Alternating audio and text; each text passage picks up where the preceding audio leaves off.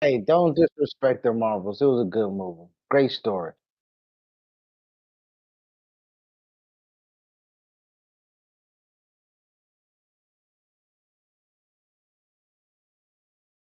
Of course, of course. And absolutely, this is an appreciation session. We had to come with the receipts. If you look at it on the upcoming slate, the hype is entirely and extremely justified. Take X-Men 97 season 2 that drops July 1st on Disney Plus, and the trailer they released is completely insane, right? We're talking about apocalypse. We're talking about chaotic timelines. We're talking about time travel. We're talking about X-Men scattered across different eras of history. X-Force, the Archangel. I mean, they basically looked at the wish list of everything that fans were begging for over the last decade. It was like, huh, we'll give you some.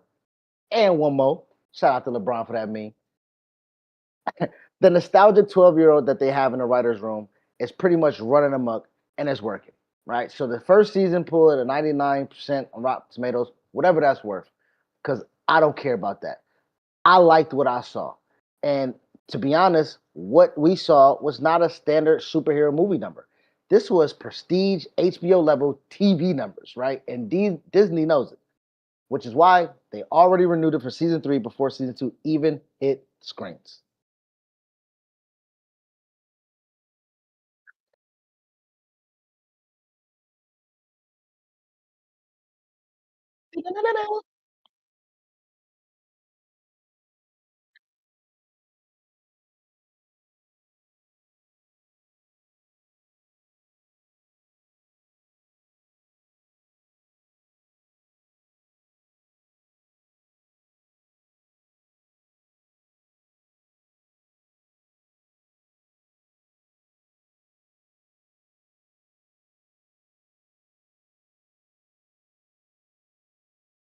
Before you get into it, spoiler alert! Spoil alert!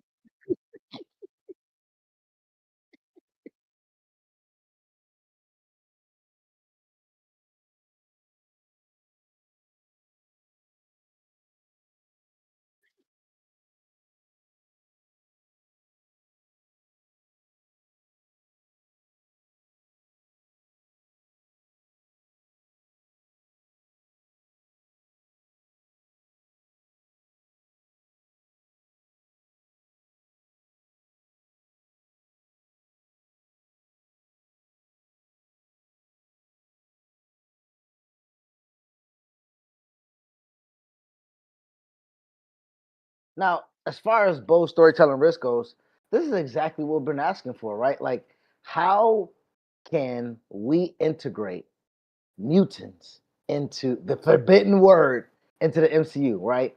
And we can't just stop what we're talking about. X Men '97, Spider Man. We can't talk about Marvel's chokehold on the game over right now. Marvel Rivals. If you haven't played this game yet, you are missing out. Believe me, I got plenty of text messages from Chidi telling me I'm missing out. Okay, it's basically an Overwatch style gameplay, but injected with every single Marvel character you have ever loved. All right, when it launched, it absolutely shattered records, peaking at over 600 or close to 650,000 players simultaneously, and the numbers are pulling in massive right now.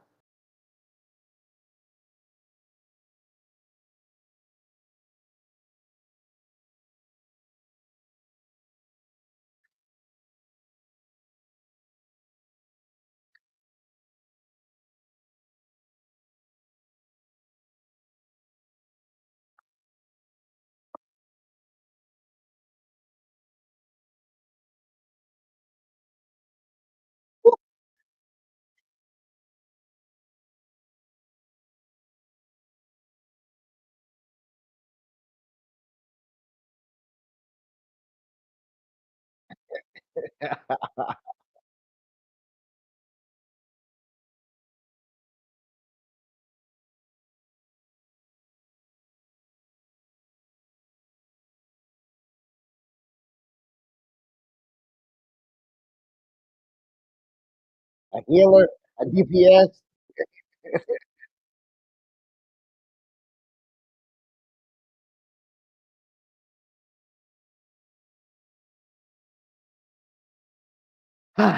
Now, speaking of mutants, absolutely dominating the gaming space, we have to talk about Sony's State of Play event from just a couple of days ago. Insomniac Games finally dropped an extended gameplay trailer for Marvel's Wolverine on PS5, and oh my god, it looked breathtakingly beautiful. It looked breathtaking. Yo, go ahead. Go ahead, take it over, take it over, take it over, bro, take it over.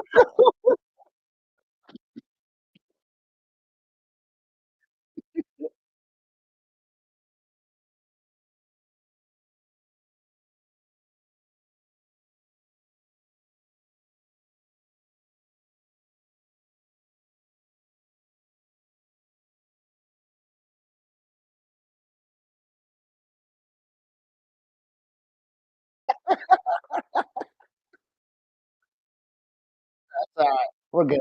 We're past it.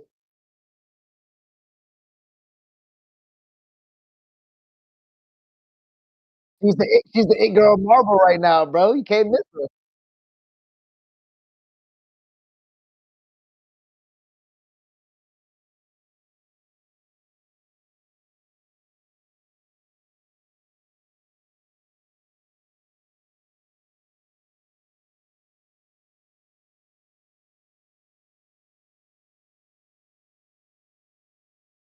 Here I come bringing the bad news, the plot twist. Twisting the fingers like twisting the meat, twisting the finger like twisting the meat. Hey, but it's a true plot twist, man. So here we go. Listen, while the whole situation gets incredibly complicated, this is why we're celebrating. Of course, look what's happening out in the open. Disney quietly laid off thousands of employees back in April. I had to reel it back in. Marvel did not just get nicked by these cuts; they got hit with an absolute sledgehammer. We're not talking about middle management. We're not talking about paper pushers here. The talented and they targeted the visual development team. These are the literal artists that sat down, drew the suits, designed the iconic characters, built the entire aesthetic of the MCU from the ground up. Those were the people who were let go. Legendary people like Andy Park, a 16-year Marvel veteran who, in his way, is the guy that literally designed the Wasp suit. He designed it. It's out his brain, to his pen, on his paper. It's his. They just let him go. And just like that, his desk was cleared out. He was gone. 16 years of loyalty gets you nothing but a pink slip. And thank you for the memories emails. It's disgusting.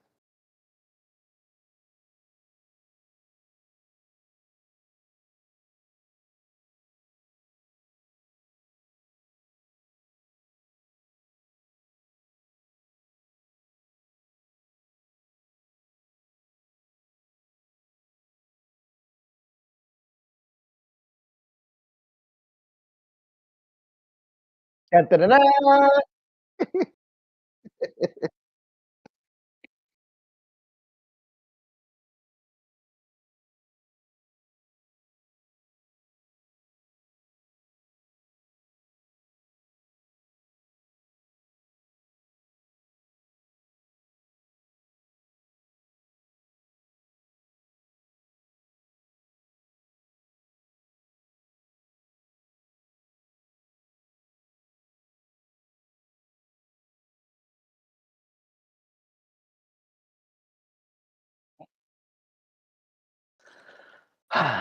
And listen, let's look at this timeline, bro.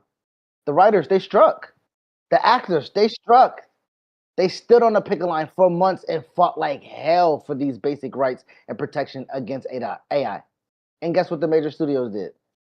Okay, okay, fine. We hear you. Let's make a deal.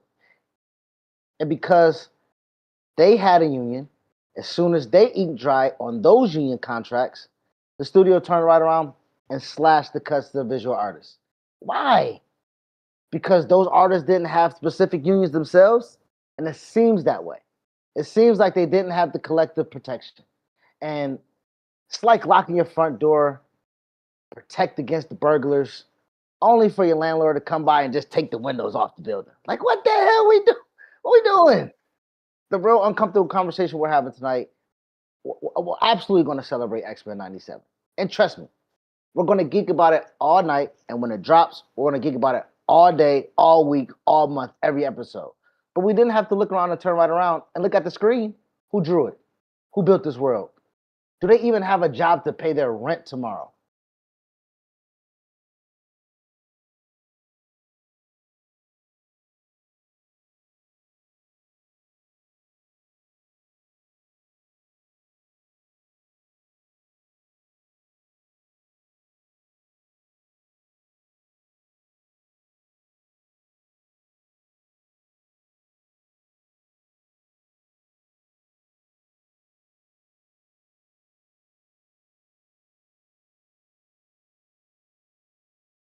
Mm.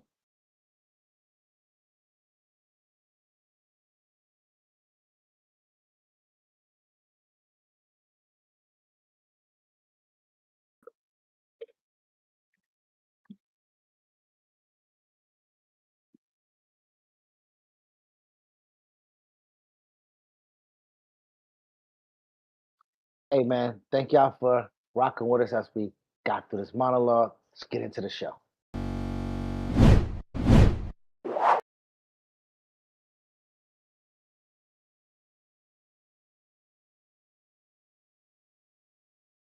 Embraced in all Asian superheroes, not by the Western superheroes, right? Look at the MCU. The MCU heroes are all lazy. They don't even work hard to achieve, to attain their superpowers. Look at Bruce Banner.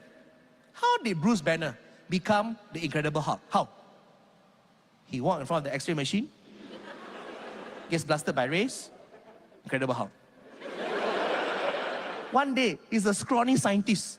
The next day, he's the body of a bodybuilder with the pecs. The pecs. Didn't do one push-up, got pecs. No, Jason, you must understand the struggle is that this character, Bruce Banner, is always angry. Hey, fuck you, I'm also angry. Where's my body? If I walk in front of the X-ray machine, I get cancer. What the fuck? How did Peter Parker become Spider-Man? How? Bit by a spider. No. Accidentally bit by a spider. He didn't even plan to be bitten by a spider. No, he's not that smart. One day, he's a nerd getting bullied in school. The next day, he's swinging all over Manhattan, jizzing from his hands. Jizz, double jizz, come. So irresponsible. Didn't clean up his own cum. Other people cleaned it up. Didn't even train in gymnastics, swinging all over Manhattan. How did Steve Rogers become Captain America? How? Steroids, that's it. There is a scene of them pumping him with steroids. How on the nose is that? How did Bruce Wayne and Tony Stark become Batman and Iron Man? How? Money, that's right. 3-step program. Father rich, father die, superhero. So easy. The most famous superhero, Superman. How did Superman attain his powers? He was born superhero. He was born Superman. He was born with all the perks, powers, and privileges. He flies to Earth. No paperwork, no visa. Literally and figuratively an illegal alien. But because he's white, widely accepted by the community. Yeah, Man of Steel, our superhero, be our champion. So easy. The one that hurts me the most personally, right, is Doctor Strange. You follow his story. Doctor Strange actually worked hard to become a neurosurgeon on his own accord. One of the hardest branches of medicine, neurosurgery. He gets to a car accident, hands all fucked up. Can't do surgery. Then he does what a lot of white people do when they're sad, right? He goes backpacking, okay? to find himself. He finds himself in an exotic country. And how does he get his powers? How does he train to get his powers? He gets given his powers. He's given his powers by a white lady pretending to be Asian. One day, his hands all crippled. The next day, he's fighting aliens with CGI. Boom. Within one day, he becomes Sorcerer Supreme, the CEO of the sorcerer world. Straight up. No internship, no interview. Straight up, Sorcerer Supreme, the top sorcerer in the whole magic realm. One day. Meanwhile, the Asian guy, Sorcerer Wong, who has lived his whole life in the temple, he becomes the assistant to the white guy. Fuck you, MCU. Fuck you.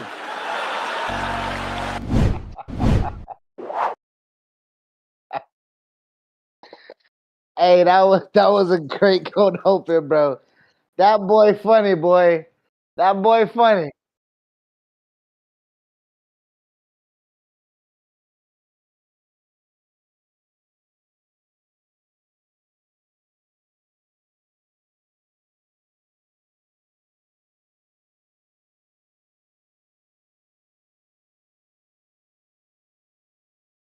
Doctor, of course. Yeah. Wasting his talent like a Nigerian.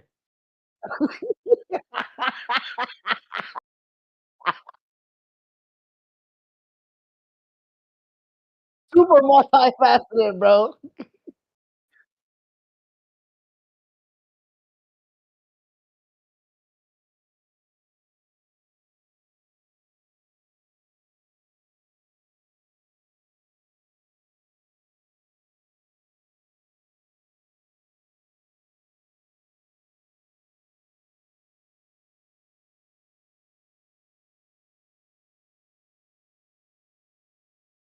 Yeah, yeah. Toodaloo, motherfucker. Toodaloo, motherfucker.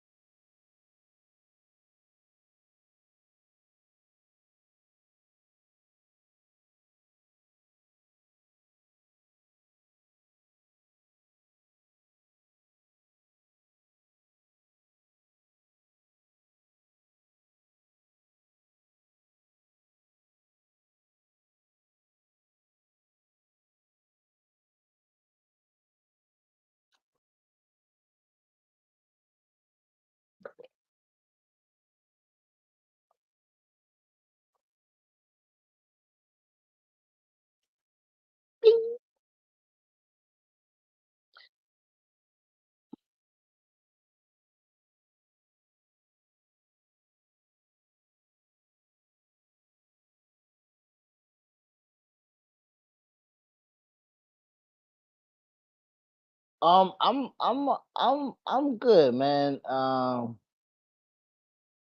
I think you know where because originally, if you guys have been following us, for those who are our day ones and who have been, we have been a little bit heavy over this past week, and we don't necessarily apologize for it, because this is our algo, right? This is what we come through. This is our news, and then essentially our news is your news, So there are going to be days where the news is super daunting, right? Which we had the show. It's going to be news where the days where the news is super heavy, as it was kind of yesterday. And then there's going to be days where we talk about a billionaire picking up and going to Argentina, and then another billionaire coming off stage and rapping freestyle. You know what I mean? Like, so we are super diverse. Eh, Shout out! Hey, we talked about game one last night too. Absolutely, go New York, go New York, go New York, go New York. And also, the Beehive. We about to strike the algorithm any shape way we can. Nigga. You feel me? We just about to just say names, nigga. We about to be We about to be the game of podcasting. We about to just start name dropping, nigga. But Bad Bunny.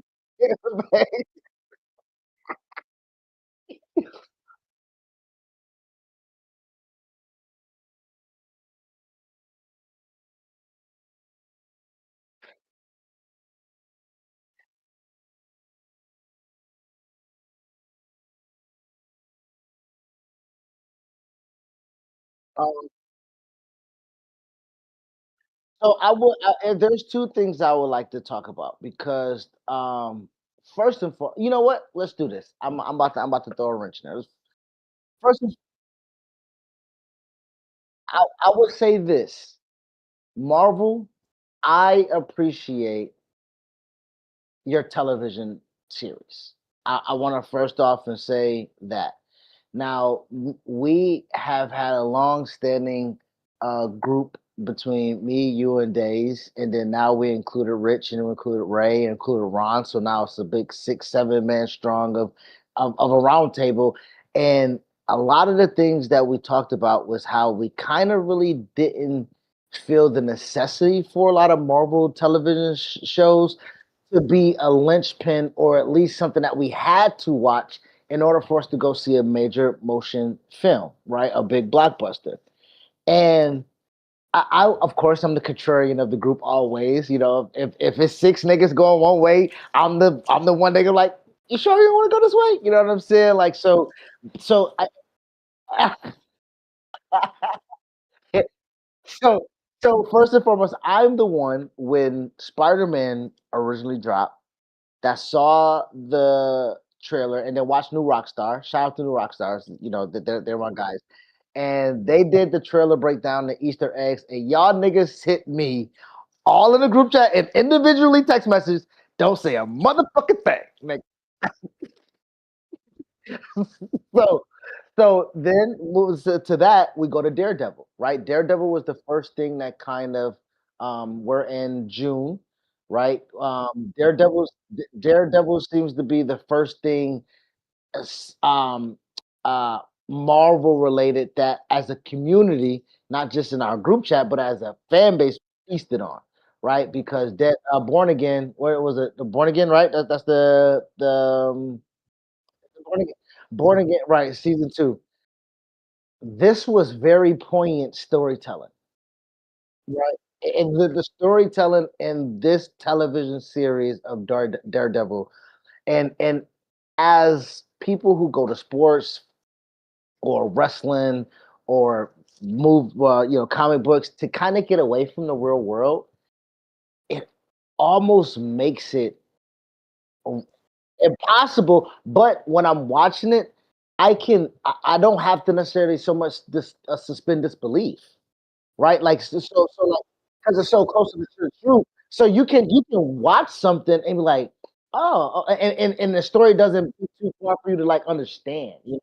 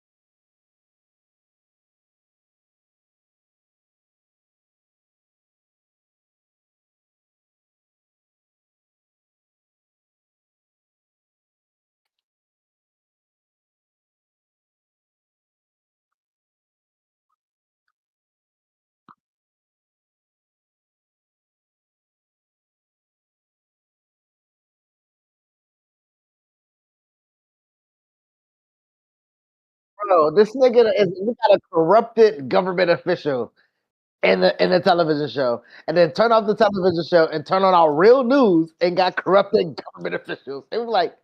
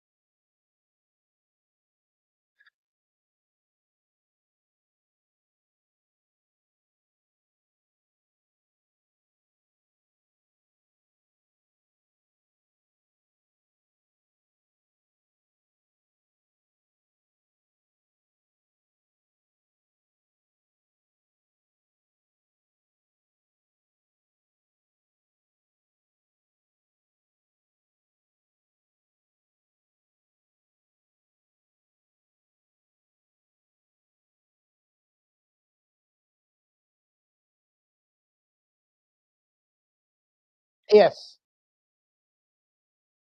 Now we know who dead. I'm sorry, who Daredevil is. Right now we have a whole encapsulate, kind of like again Spider-Man. Right? It took three whole movies, kind of. You know what I'm saying? For to set him up to like, who is this kid? Why is this kid so important? Where does this kid have ethos at? Where does this kid have pathos at? Like, where does this kid have motivations at? Okay, now that that's gone, how does this kid act? Where does this kid go? He grows into a man. Like that is a real life story I can really follow for people. Exactly.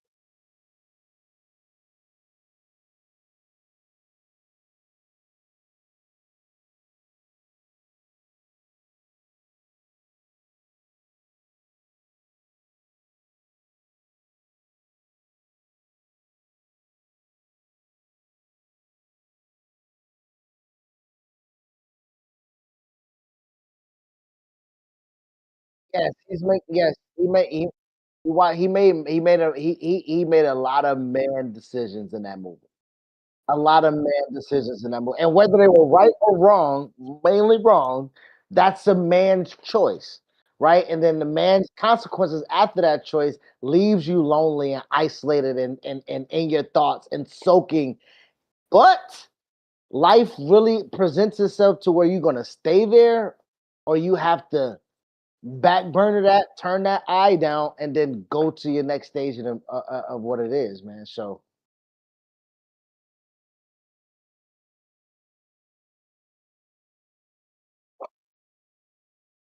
yeah, for sure.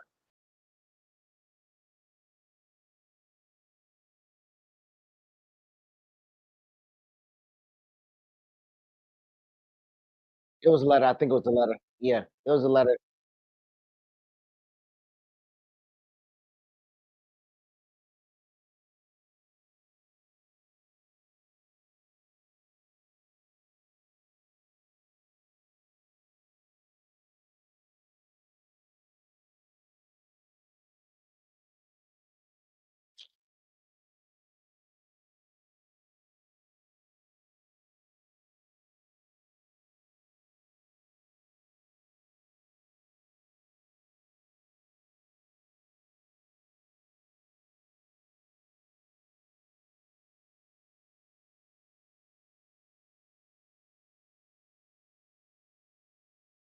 Yes, yes, officially come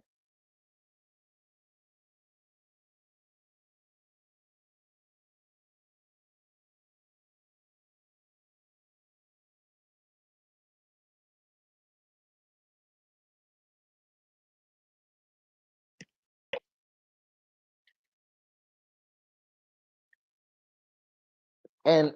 And that's the thing, right? Because as as he tries to be a protector, he still doesn't quite know. And as men, you kind of fall into that kind of fault as well. You don't even know how to protect yourself, but the thrust of protecting others is something that is such a priority that you will make a rash decision. You will make a harsh decision. You will make a less thought out planned decision. Right now, God forbid, knock on wood, you know, emergency that happens to the wife and kids, it's not really a lot of thought out decision making, right? It's a lot of I either go here or I go here, right? Exactly. And you know,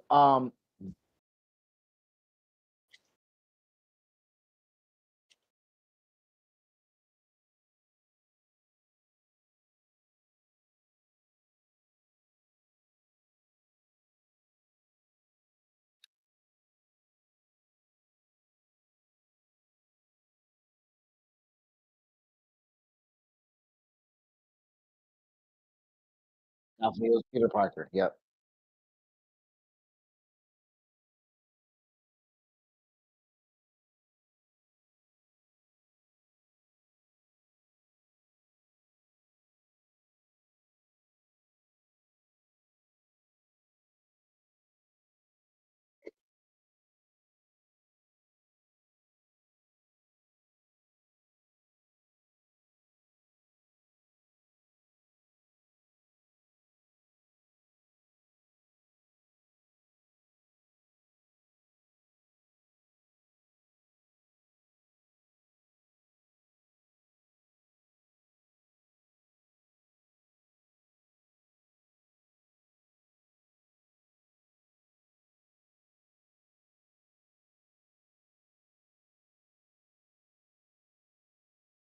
Why?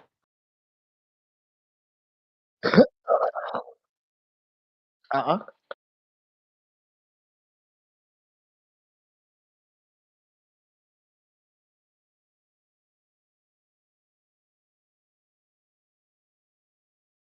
Okay.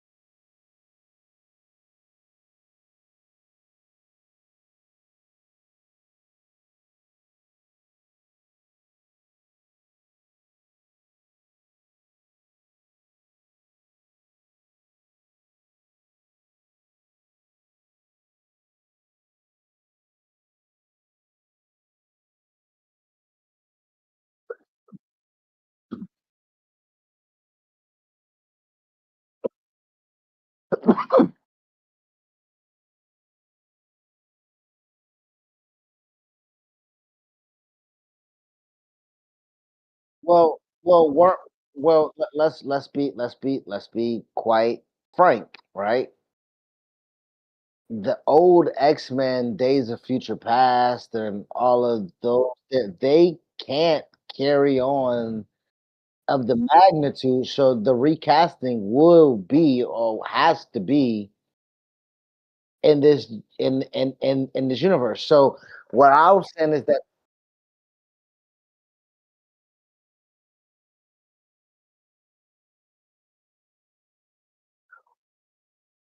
not okay, not where was Wanda Maximoff? No, and she wasn't at the school. She was in a prison. Yeah, and this exactly. So what I'm saying is they have and I don't want to assume, but if you got to drop a black in you, you're black. If you got to drop a mutant in you, you're a mutant. Magneto a mutant. Your daddy, you're a mutant, nigga. Okay, okay.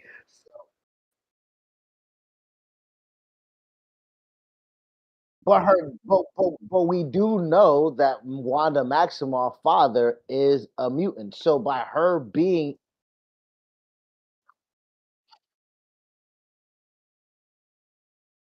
well, because the M word was not so a miracle. Niggas is like, oh, what? A what? Like, you know what I'm saying? Like,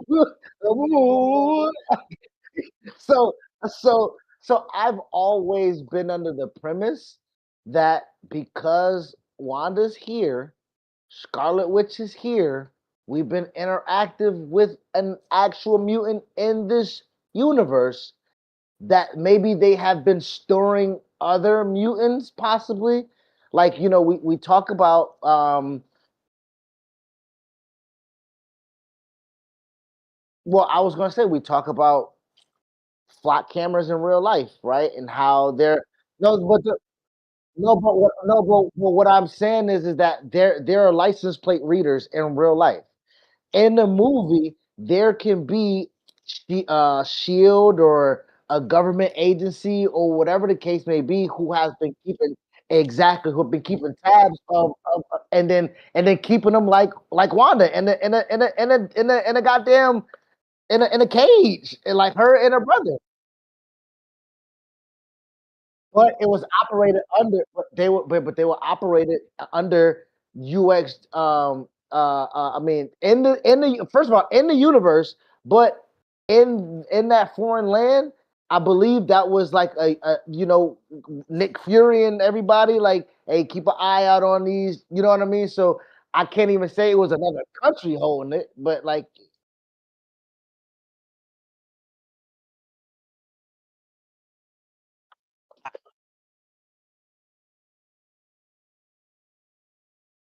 yes, absolutely. How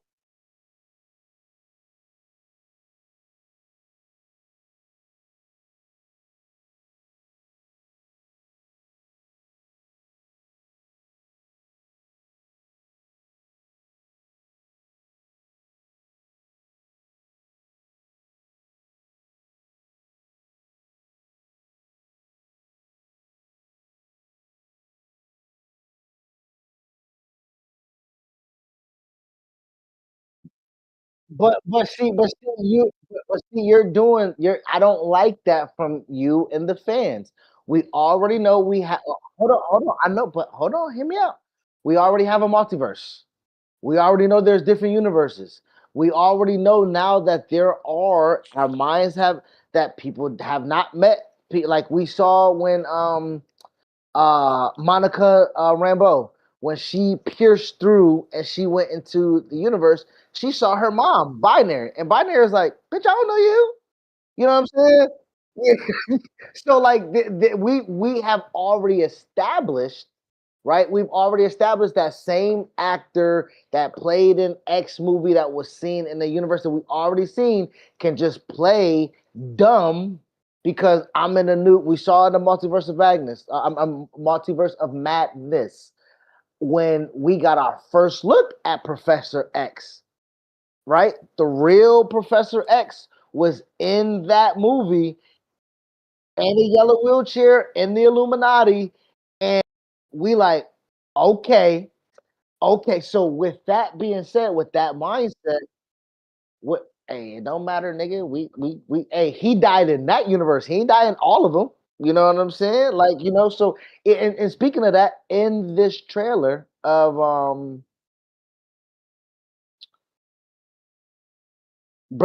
no, Doomsday. The and the there is a couple out of the spoiler alerts, right? Out of those teasers that have you correct teasers. Out of those teasers, Professor X and Magneto are together. We don't know which universe. We don't know where, right? We don't know and what part of it, we don't and we don't know in which time. So to your point, we don't know which your timeline. So when you're asking about this Jean Grey, we don't know realistically.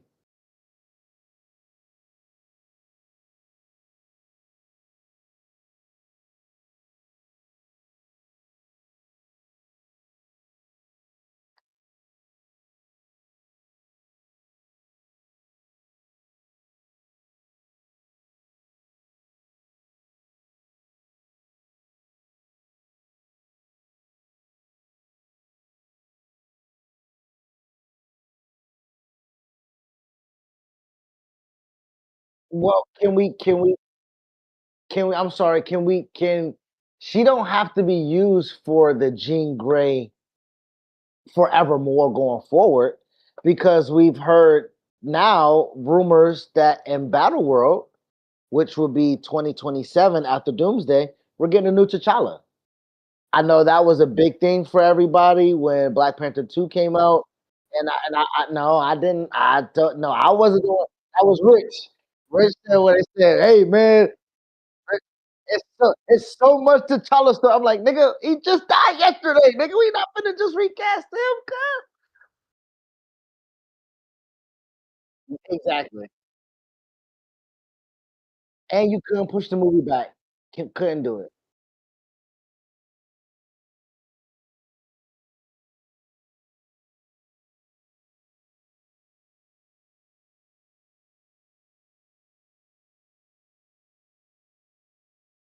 It's shot well too.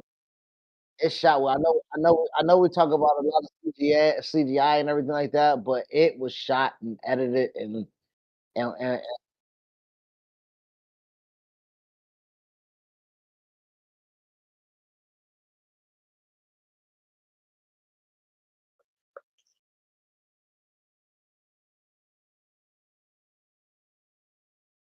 absolutely.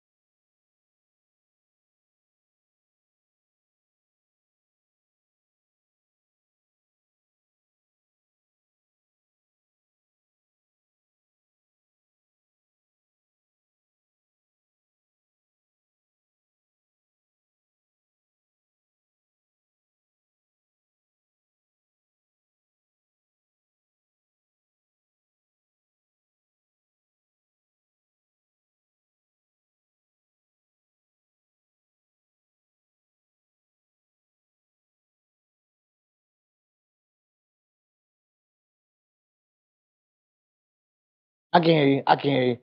I can hear you. Can you hear me? Okay. Yeah. Hello?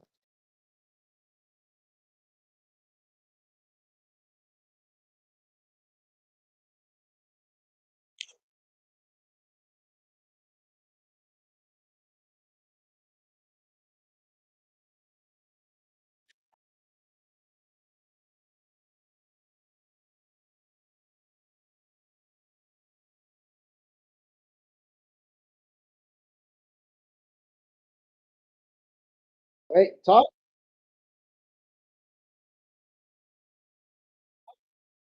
Talk? No, no. Talk?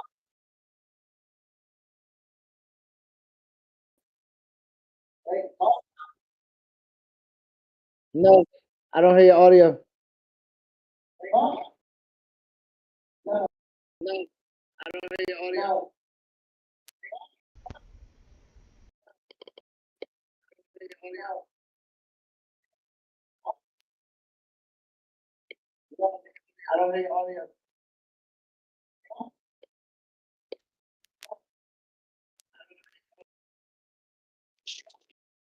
Saying hello, I can see your mouth moving, but I can't hear you.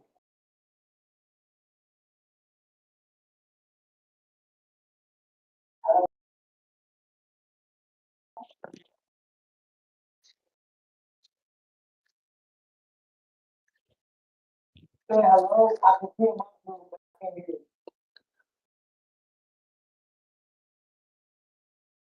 Hello, Chidi.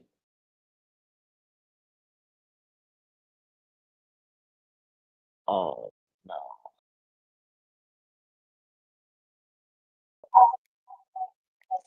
I can hear you on Discord. Hold on. Hello, Chidi.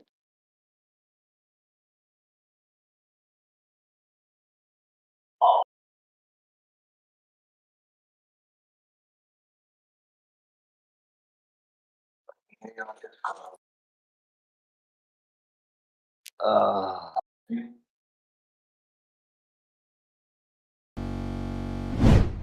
oh man.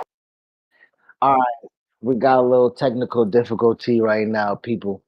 I do apologize if you guys were with us and couldn't hear nothing that my man Chidi was talking about. All right, so we're on a little solo segment here, okay? All right. I am Chris Rose High, and we were talking about some Marvel. All right, and pretty much what we were getting into were or talking about. I know because you probably heard me. We were speaking about how excited we were for Spider Man, how the trailer impacts our way of thinking and have our mind wondering about this new Green Gray and everything like that. Um, and I think what we was rolling and we was probably just going to talk about was how this integration of Marvel or yes, the integration of Marvel has been uh, captivated us once again. There has been a high that we've been trying to search for as Marvel fans, right? That equaled up to Phase One, and so much of what we were trying to find was an emotional attachment to the product. Okay, like everybody like we just have to be clear about this. We wanted to have an emotional attachment to the product. And I believe right now fans are super excited for the idea of X-Men, right? Because for the first time in a long time, X-Men will be put on a big screen with a big budget with people who have done it well before, you know. I hear you saying hello in the Discord, but I'm not sure if it's picking up on the audio. Because I've been conversing with you this whole time, and I a big budget. Give me a second. I'm gonna stop talking and I'm gonna let you talk. I hear you saying hello in Discord, but I'm not sure. Let me fast. I'm gonna stop talking. I hear you saying hello in Discord, but I'm not sure. Yes, my bad.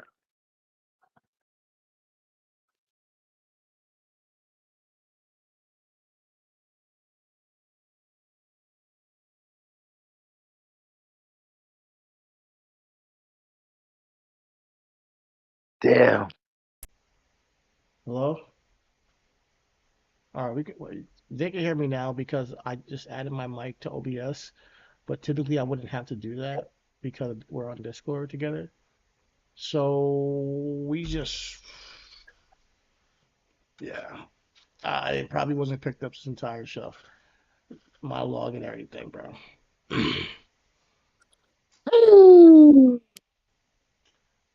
Anyways, I'm sure you guys can hear me now. Chris can hear me. My blue mic is connected to my Discord now, so it's directly to the OBS. Not the Discord. It's connected to my uh, directly to my OBS now. So where were we? Shit. I was kind of giving a little update because I don't even know where again because I don't they we I was talking to myself. So like I was I was laughing at my own jokes.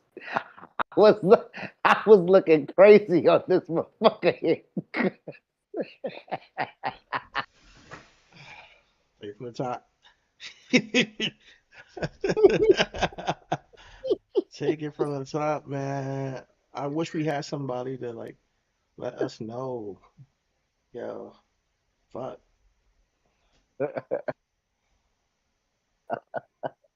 So yeah, we're gonna talk about Marvel today, guys. We haven't figured it out through through Chris's mic, and everything he's been saying and responding to, and he's talking about Marvel, and I'm sure you missed my takes on Marvel Rivals. I love Marvel Rivals, big fan of that. Cyclops is coming. We're gonna talk about that. Listen, man, we gotta talk about how these people are getting fired. All that Oh, shit. the energy of the show is. Oh man. Bro, man, listen, technical difficulties, man. From now on, I'm gonna check my audio early, early. But let me think. Ah, okay. I hope that the monologue picked up because maybe it's just this scene. Maybe it's just this scene that it wasn't connected. I don't know why, but I probably not. Anyways, what do you want to talk about first? But like, what do you want to talk about first? Like, because all my takes on Spider-Man, they didn't hear it. They didn't hear a damn word. And should I repeat everything I just said? Listen, I'm excited for it. We are. Let's try to get okay. Spider-Man. We talked about two things, three things, and four things. Goddamn, in the monologue. All right. So let me just Chidi. Shit. Nobody heard your voice. Go ahead and talk. Goddamn, they heard me. Goddamn. Listen, We talk man. about four things in the monologue. No, no, X no. We Men don't need to go '97. back and do the whole monologue over. No. I'm But saying just to we're talk gonna be about what we talking talked about. about Yeah. the boost right now. Chris was just mentioning it to you guys. There is some level of excitement when it comes to Marvel property right now, and excitement when it comes to the fan base energetically seeing what they're putting out as far as the cinematic side of things, when it comes to the TV shows and the movies, when it comes to the gaming side of things, when it comes to Marvel Rivals, the Wolverine trailer just dropped. Man, that shit looks fire. There's even a fighting game coming out later on this year. And then you have the anticipation for Doomsday, the anticipation for Spider-Man coming out next month, and specifically when it comes to the MCU and where these things can go. Me and him were just talking about Sadie Sink's involvement in the Spider-Man possibly, and her being potentially Jean Grey, but we don't know if she's Jean Grey right now. Let's be real, like she could be somebody else, for all we know. But the rumors are that she's Jean Grey. I just said to Chris that you guys couldn't hear. I'm not so I'm not super sold on throwing in a mutant in Jean Grey into a Spider-Man movie. Typically they debut characters, on, Disney products, on Disney shows, Disney movies, But Sony is, I mean, I know it's a partnership between Sony and Marvel, and they can share characters now.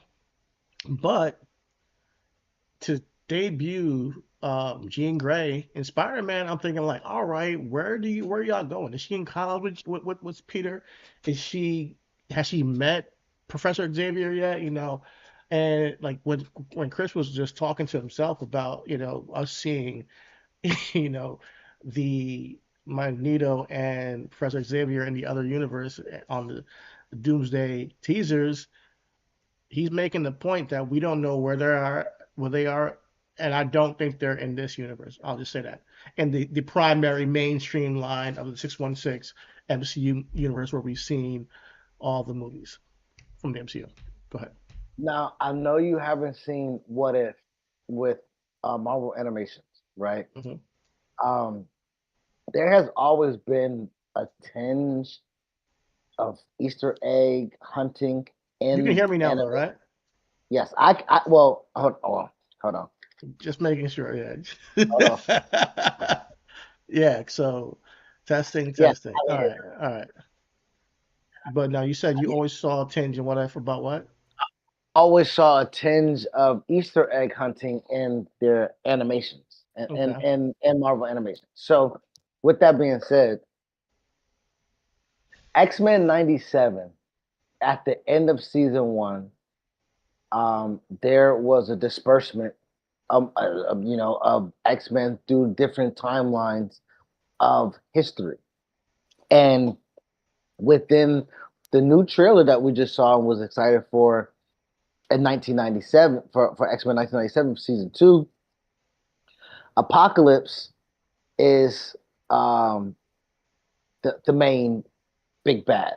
And he says, I have to attack them where they're most vulnerable in the 90s. And we're like, right? So, like, with that being said, X-Men being dispersed in different timelines at different stages of Earth, at different stages of the rise of Apocalypse, or the height of the beginning of Apocalypse in Egypt, Ramatut, like I'm gonna they tell it have now. That's Kang. exactly. So, but that's the thing. Salute to the Kang. They have already laid in a framework in our mind that X-Men can be in different universes at different times in different timelines of life in the multiverse. Hmm. And I think that one of the biggest reasons why the multiverse was created was because we always talk about I'm the business guy here on the show. Chidi's the creative. I'm the business guy. That's not really a label of everything, but when they started this multiverse saga and it wasn't as good as everybody wanted to be, it was just to lay the framework that hey, we're going to buy Century, we're going to buy all the all the intellectual properties, we're going to bring everything under one umbrella. We have an excuse now and a creative license now and the freedom of adaptation. Because even though you said how Kamala Khan isn't a mutant, she's an inhuman, right? For comic readers that aren't me, because I'm not a comic reader. I'm a comic viewer. I'm not a comic reader, right? So if they give me on visual that Kamala Khan is a mutant, I won't feel a certain type of way of that adaptation. That will allow me a reason to understand why she has powers. Yeah, because since So you didn't read the comics, you don't have that connection. Because let's put it this way, guys, I'm an X-Men fan. I'm an X-Men true and true comic book reader. So yeah, I am protective of my X-Men. And when my X-Men are going to be introduced in the MCU, which is what I wanted for so long. Listen, we had a podcast a long time ago, me, you, and Days, where we talked about you know, after Wakanda, it was Infinity what the Wars. Infinity War? Yeah, Well, because it was we saw after Infinity. Black Panther and after Infinity War. Okay, boom. Listen, I was talking about okay, how we can get Storm and Black Panther together. You know, I was talking about how we can introduce Galactus. But my thing was obviously Fox had the rights, but I've always wanted to see the unification of and how they will be told of putting the X-Men in the MCU. Because I trust the MCU. I trust the Russo brothers. I think Josh Whedon did a great job introducing the Avengers in the first one, and they brought comics to life. Whereas before that, comic book movies felt like, oh man, like a small issue, you know? They didn't feel like an event. They felt like an issue. Like you'll see your Blade movies, which were good. Don't get me wrong. You'll see your issue of Spider-Man here, and make that but he had no connection to Hulk or Iron Man. Then you have an Iron Man movie, and it's his own standalone issues, right? And there was no hope of them ever crossing paths. Avengers was the first movie where I read. I'm like, wow, this feels like I'm reading a real comic book because of the internal. A lot of what comic book is the melding of characters, their beliefs, their ethos, their way of their morality, and seeing how they respond to each other. And when you just have a solo Hulk movie or a solo Iron Man movie, solo Spider-Man, you miss that completely, that dynamic of like having to have a conflict with somebody who's also supposed to be a good person, a hero, and we miss that. So, but I think that that's why before the MCU, my favorite product of that was the X-Men, because that's the team of a whole people on the same side, supposed to be, that had internal real life beef with each other, whether it be through philosophy of how they should be treated as mutants, or whether that be through romance with Wolverine and Cyclops and Jean Grey, whether it be through Rogue's, ability to connect with people because of her powers. There was a lot of that in one team, in one movie, that I thought that made me a fan, and that's why I'm a primary X-Men fan before everything else. So when I hear that Jean Grey is going to be thrown into a Spider-Man movie, possibly rumored to be, allegedly, I'm like, okay, how does this make sense? Because I've never seen Jean Grey and Spider-Man be linked in the comics, like that. And if you're throwing Wait, the X-Men Spider-Man was out, never linked. Spider-Man was never linked with the X-Men. no, they've worked together for sure, but this is where I think it's delicate. We've never seen Jean Grey before. Now, I wouldn't have a problem if Jean Grey popped up, but we've seen her for a couple of movies already. No problem. She's already established. We know where she came from. My thing is, you're kind of messing with her origin if you throw her into Spider-Man. There's a plenty of people you could throw into Spider-Man to fill a woman role, whether it be, Black Cat, whether it be Gwenpool, or Spider Gwen or whatever. There's a lot of different Electra, even like you can throw people in there if you wanted a female character to, Silk to be in a Spider-Man movie. I don't get why we need to force in a Jean Grey into Brand New Day. It doesn't make sense to me because I want to protect her origin. And that's why when we're talking about, oh, well, there was Wanda Maximoff, there was, Quicksilver, who, rest in peace, passed away in the first movie he was in. These guys were potentially mutants, but we didn't get to see them communicate with their father, who in the comic book is Magneto. So when we say we're going to introduce the X-Men in Secret Wars and all that stuff, I just want to protect that so it has the best launching pad. And I think throwing Jean Grey into this movie could make there be plot holes if we then look back on it like, okay, then how the hell did she end up with Spider-Man in that in MIT or whatever they're gonna be do wherever they're at, you know? Well, he's not an MIT, and I don't think Sadie Sink is. So I I hear you as you want to protect um the origin story of Jean Grey. What I will say is that as Sony and Fox and Disney were all in a three-way triple threat match at one point in time. In a three-way triple threat match, there seems to be sometimes an alliance, right? Where someone's like, "Hey, me and you, let's attack Don't that guy," don't forget right? about So, Universal. huh? Don't forget about Universal. Universal? What you mean? That's Hulk. They still own him. Oh, Universal Hawks were Universal. Yeah, Oh, that's why we ah. can't get a Hulk movie. They're being stingy. They have a partnership. Like, yeah, we own the Hulk rights, but yeah, you can put it in movies, but we're not gonna ever use it. We're never gonna make a Hulk movie.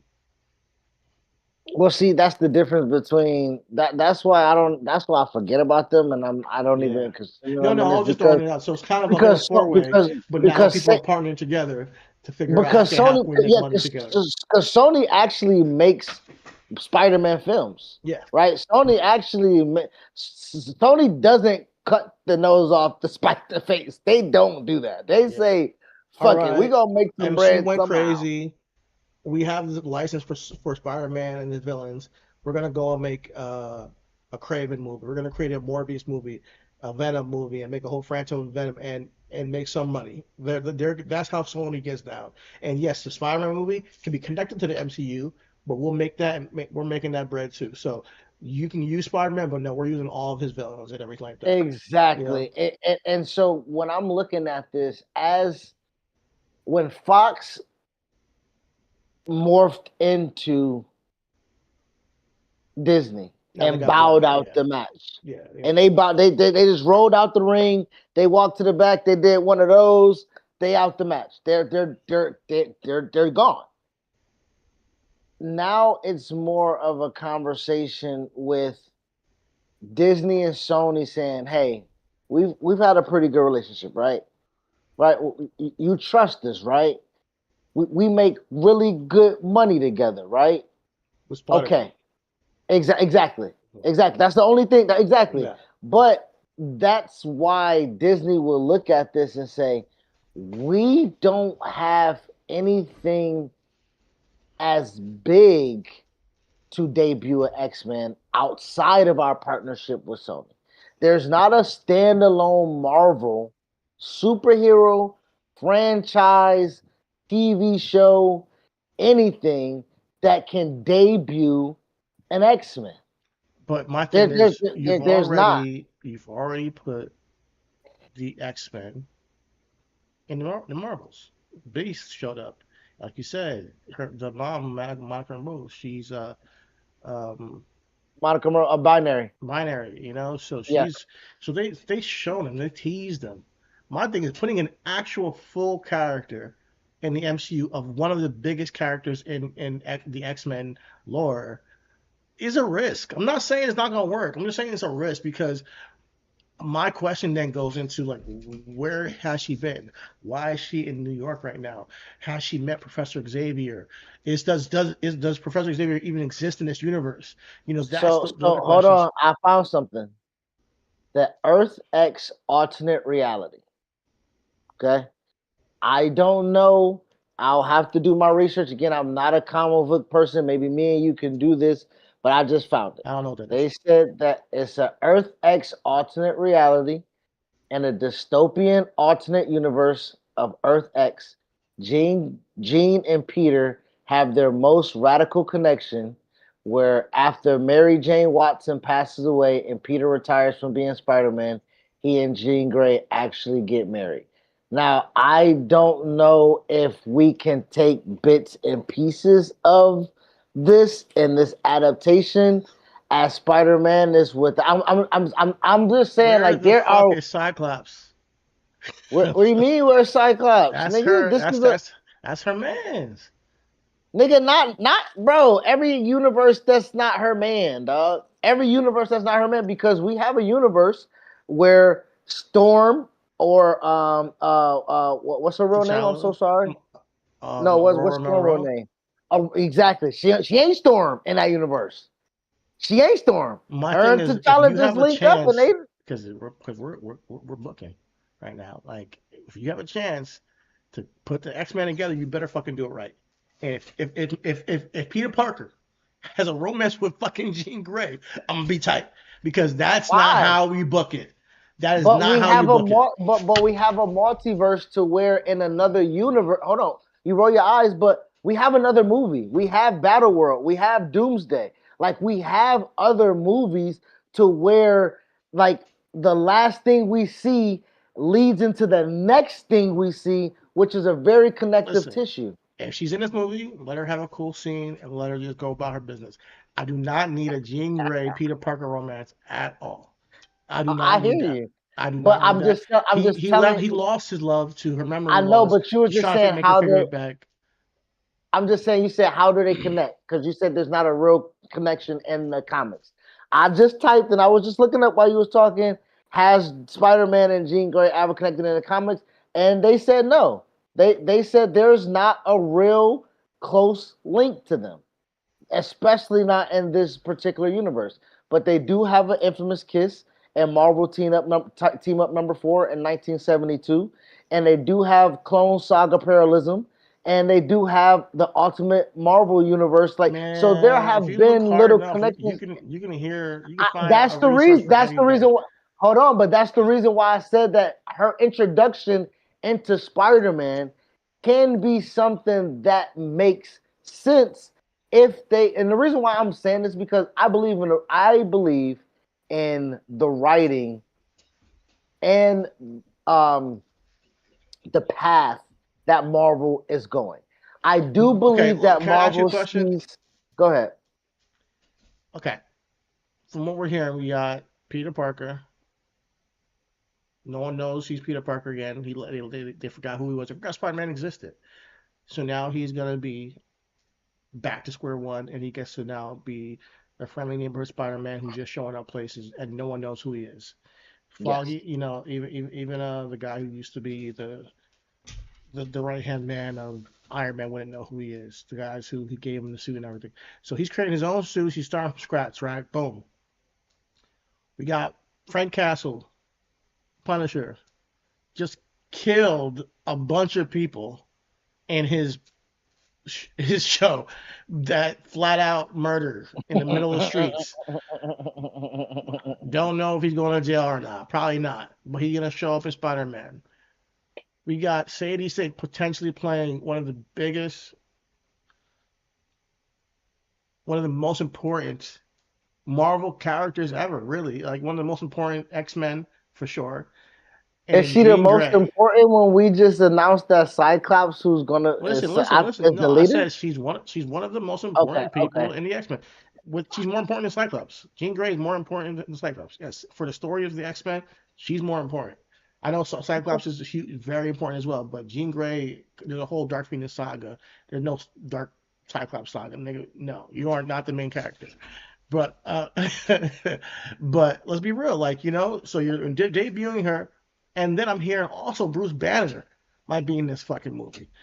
Can it get a little bit messy? Because yeah, you trust your writing and everything, but do you need all that? And could you make it? Can you waste an appearance from the Punisher? Can you waste an appearance of Jean Grey when you don't necessarily need it? And that's my concern. And we'll find out next month because I mean, we'll come back here and review it and be like, yo, But this is what see, they that did. I think that's there's that's why there's two sides to a coin. I don't know if you hear the pessimism in your voice as I am speaking with excitement, right? Because the idea of them exploring exploring them having an idea of exploring something and then putting it on paper and then filming something and then producing it and post production and then have it something mean with the anticipation. I I want to judge it if it's done wrong when I see it if it's done It's wrong. easy for you to say, and I feel you. But me, who's read the X Men comic, I feel like, this doesn't make sense. Just don't feel right. When I've been saying I want the X Men in the MCU for so long, and I think that's the only thing that could really bring it back to like a really fever pitch is X Men being the MCU. I'm not saying this is the end of the world. I'm just saying that for her to be the first X Men did to debut, and she has not even gone through. But why can't a teenage Jean Grey be Listen, introduced in the hear me out because she hasn't gone through her origin of. I mean, maybe she finds her powers in this movie, and then at the end you see a Professor Xavier show. But it's a Spider-Man movie. We don't need that here. Like that's my thing. Like the Professor School, Xavier School for the Gifted is extremely important when it comes to how you establish the X-Men team. So is she going to college? Where is she meeting him if it's not in college at this point? And why is she in New York? Or are you there? Are you good? You mean you said why is she in New York? Well, the school of X Men and Xavier is in New York. No, it's not. The- It's in It's Westchester. it's Well, not it is in New no, no, York. It's not no, New York no, City, no, but it's in yeah, the state. yeah, it's Nigga, in the she can state. travel. Damn, she just gotta be on campus, nigga. She a slave to the goddamn No, my like. point is that, but that will be a problem too because that means that you've established the whole school without what where have they been all this time? Like they've just been quiet. They all the world, even the world been going to hell. They ain't no snapping people in and out, and they've been at school, so they've already existed the mutants at school, and they didn't do shit to help. Like so, it can get a little, But what I little plot holey. but we don't even know if this nigga Peter is in his same universe. He We is. don't know. Okay, okay. Well, damn, you got the answers then. Respect. We don't know, but I don't Okay, think that respect. I don't think they're just gonna do this movie without him being in the universe where all that shit happened from the last movie. It just doesn't make any sense. Like, oh, actually, he's not even there. Like it wouldn't make sense. I mean, nothing that they do clearly is gonna make sense to you if you're No, it's gonna not find the true. Don't say holes that. in It's it, not though. true. That is not true. I'm not saying that it's the worst thing in the world. I'm just saying I got to question this choice of throwing in Jean Grey into this movie. Maybe everybody else is like, oh, I can't wait to see her do some telekinesis bullshit. And that's all they want. And I'm like, wait a minute, wait a minute. I rate scripts, you Well, write okay, scripts. so okay, no, no. How So you tell introduce a me, character how does matters. how does Jean Grey meet? Tell me, introduce me. How does Jean? Because if a teenage Jean Grey who doesn't know about her powers or know the use of her powers, she can then be sought out by Professor X to then brought into the X Men. So, like, tell Yeah, me how that's how Jean it Grey happens. is. She typically Okay. has brought him because she's a telepath, and he comes to her family, and he talks to her. Jean Grey is typically, met he when she's young. She's one of the very first X-Men, very first ones that he's seeking these Yeah, mutants she to, was actually you known know, as Marvel Girl early before she was. yeah, Yeah, yeah. yeah. So that's where I'm getting at, and I'm not saying I would think to put Jean Grey first, and it's questionable, and it might be perfect after it's all said and done. But But Spider Man is one again. Spider Man is the reason why I'm saying that. I believe so. It's a business decision because if Spider Man is the only character that can bring two rivals at the peak of rivalry together and say we gonna make some money together because this nigga franchise make money. I would not oppose to it being Spider Man being the introduction of the X Men because it is such a big launching pad as a franchise. There is no other franchise that's as big as Spider Man as a superhero. We talk about Batman, Superman, the Snyder cut, nigga, whatever the fuck we talk about. Thor, y'all niggas don't like Thor. Iron Man done fell off. He dead. There's Captain America. Please don't give me another motherfucker. There is not another superhero that can launch the X Men. I'm just looking at it like, and I know you're talking like that's why you just launch it with the X-Men movie. That's it. You just make no, an X-Men because if movie. you launch it with the X Men movie, then where have they been? How have they been established? Do I got to see Jean Grey as a baby, then grow up to be an adult? I want to fucking see no. I don't want to see that No, because then I got to have multiple cuts of multiple X Men with their origin growing up, coming to be the they've thing. done this before. They've done this before. They can do it. They can introduce the X-Men in an X-Men movie, and Wait, or so if they give all us you the X Men need, movie like they gave us Fantastic Four, would you accept it?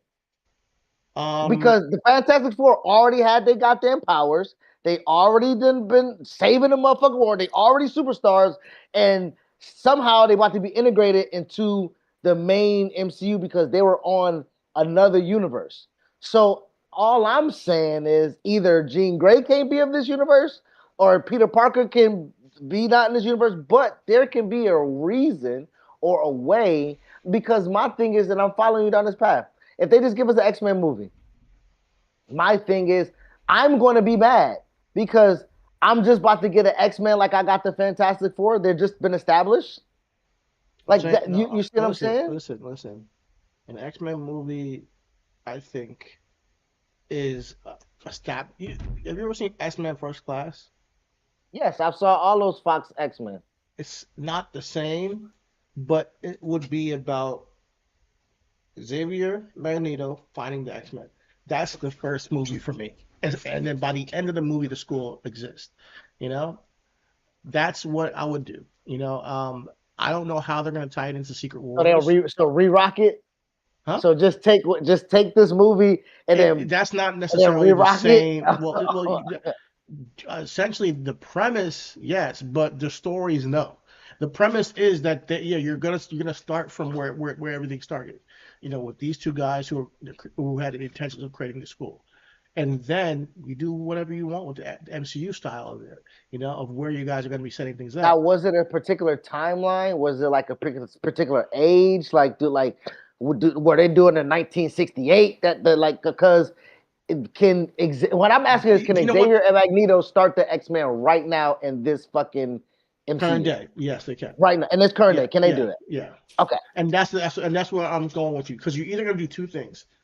One of two things. Either they been done it and they got their thing together and they just been quiet and letting everything go to shit while everybody just dying, or they are now just finding out there's a difference between a mutated constructed superhero, whether it be gamma rays or whether it be tech or whether it be super soldier serum. There's a difference between that and somebody who we're now seeing these people just pop up with powers, you know, or a bug biting you. No, it's not that. People just popping up with DNA, and people saying, "Oh, wait a minute, we've been Which is why around, I but think we've been I quiet like about that. it. I like We Bruce just been." Banner being in here.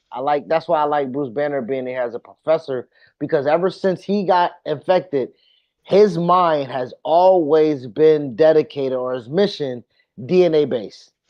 DNA, how can I figure out to reverse it, not Yeah, spread it, not get it in the wrong hands? Like so his mind being here, Peter, who's a smart kid, this I, to your point, I just want to know where she's been protected, who's been protecting her, and who's trying to get her out and why. If that's a good story, I don't mind it being a Spider-Man because Spider-Man has to save the city. So if this person is making this telekinesis teenager do some shit and Spider-Man gotta go against it, I wouldn't mind. And then Punisher has to come in and try to shoot it and kill it, but she can mind control. You know what I mean? it's a Like lot though. I Like can it's a fuck with it lot. It's though. a lot to digest because it doesn't make sense for me when you put the I pieces know. when you put the pieces as a comic reader. Punisher, Spider-Man, Bruce Banner, Jean Grey, like all of it doesn't make sense. Like even if it was just Bruce Banner and Spider-Man, all right, cool. They are geniuses who are kind of working together. I can see that. Punisher and Spider-Man, all right, something must be going on in the hood for that to happen. And like just on your block type shit. And then you got Jean Grey, who's like, wait a minute, you throw her in the mix. Yo, this movie feels like rivals, bro. This feels like a team up, bro. This feel like a crazy team up. Yeah, And man. believe me, nigga, when you play rivals and you see motherfucking Punisher, Spider-Man, goddamn, who else we naming this motherfucker? Nigga, Listen, man. uh, Hulk. Hulk, yeah, Hulk, nigga, yes, Yeah, Hulk as a yeah. tank. Hell yeah, nigga, that's a crazy team right there, nigga. Right now, the talk that rises is Cyclops. Hey, what is Cyclops going to be? Is he going to be a Vanguard? Is he going to be a DPS? Is he going to be Now, a how many strategist? DPS literally are there in Marvel Rivals That's right a great question. But I put it this way: if they debuted a tank or a strategist, that means a healer or a tank, every single day, every for the rest of the year, they still wouldn't be equal to DPS. I think they have how many DPS in Marvel Rivals? There's 25 duelists, 25. And the tanks,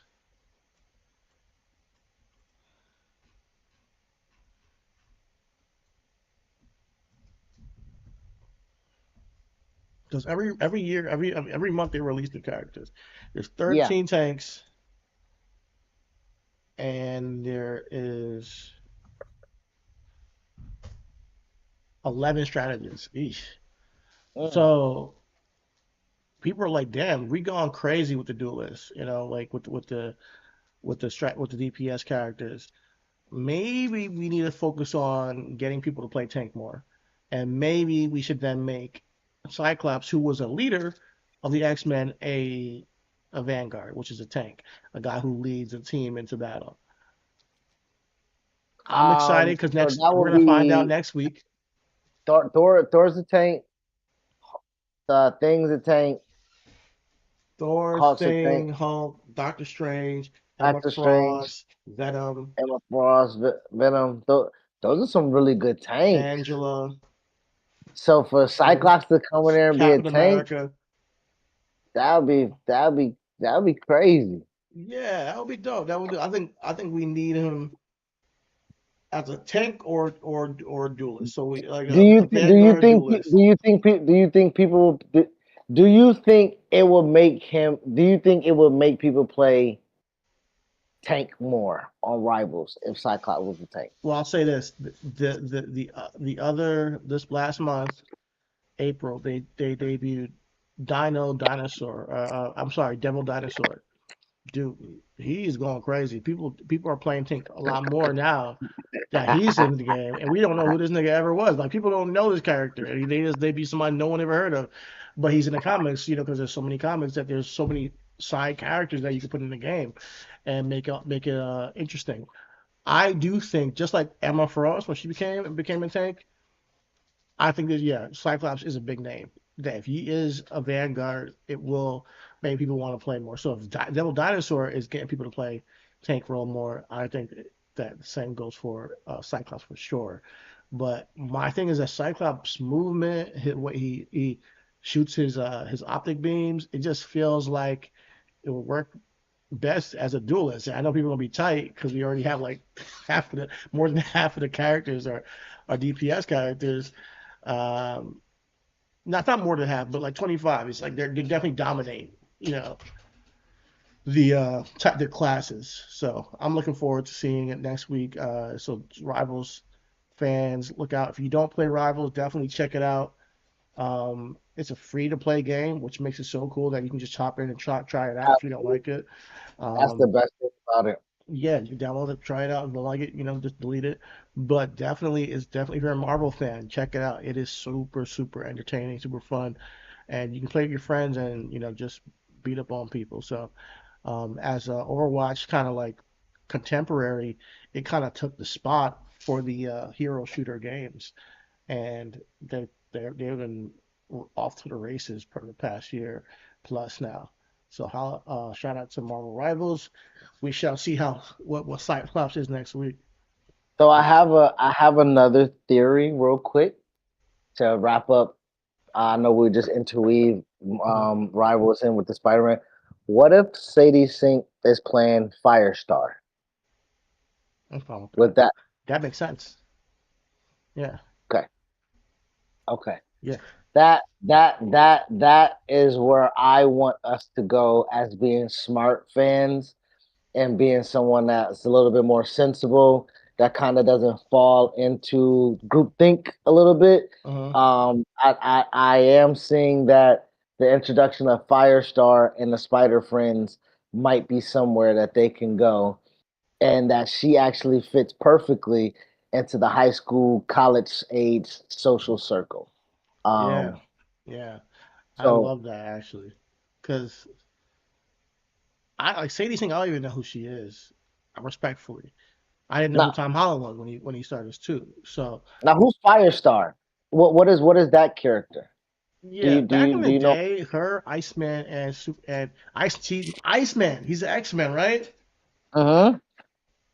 He him debuting in this would be super perfect because Firestar, Iceman, and Spider-Man had a team up group called, like you just said, Spider Friends. something like that. Yeah, they're just the Spider Friends. So Iceman was like he's real cool with Spider-Man. They got similar like quips and sense of humor.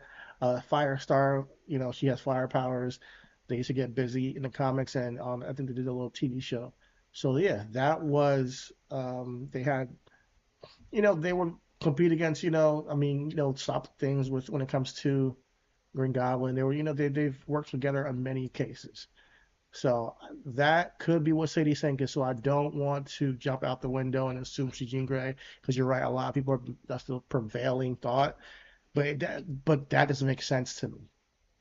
So yeah, is Sadie Sink Jean Grey, or is she Firestar? That's the question.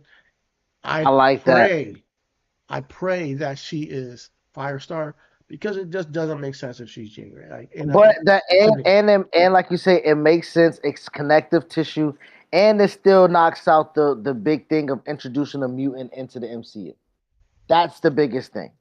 I think that also it completes all tasks if that's the way that they're going. I do like that. I do like that idea because I mean I was again I'm not familiar with again I'm not familiar with but I'm right here live googling as we talk, and I'm like, give me the connection, Yeah. give me the crossovers of Spider-Man and X-Men to where this makes sense. And um they saying that th- they're saying that they believe that the rumor plot line here is that Peter goes through this body mutation, similar to the man spider and the comics transformation in the Oh, comics. And damn. so Spoiler alert, guys. Spoiler alert. Damn.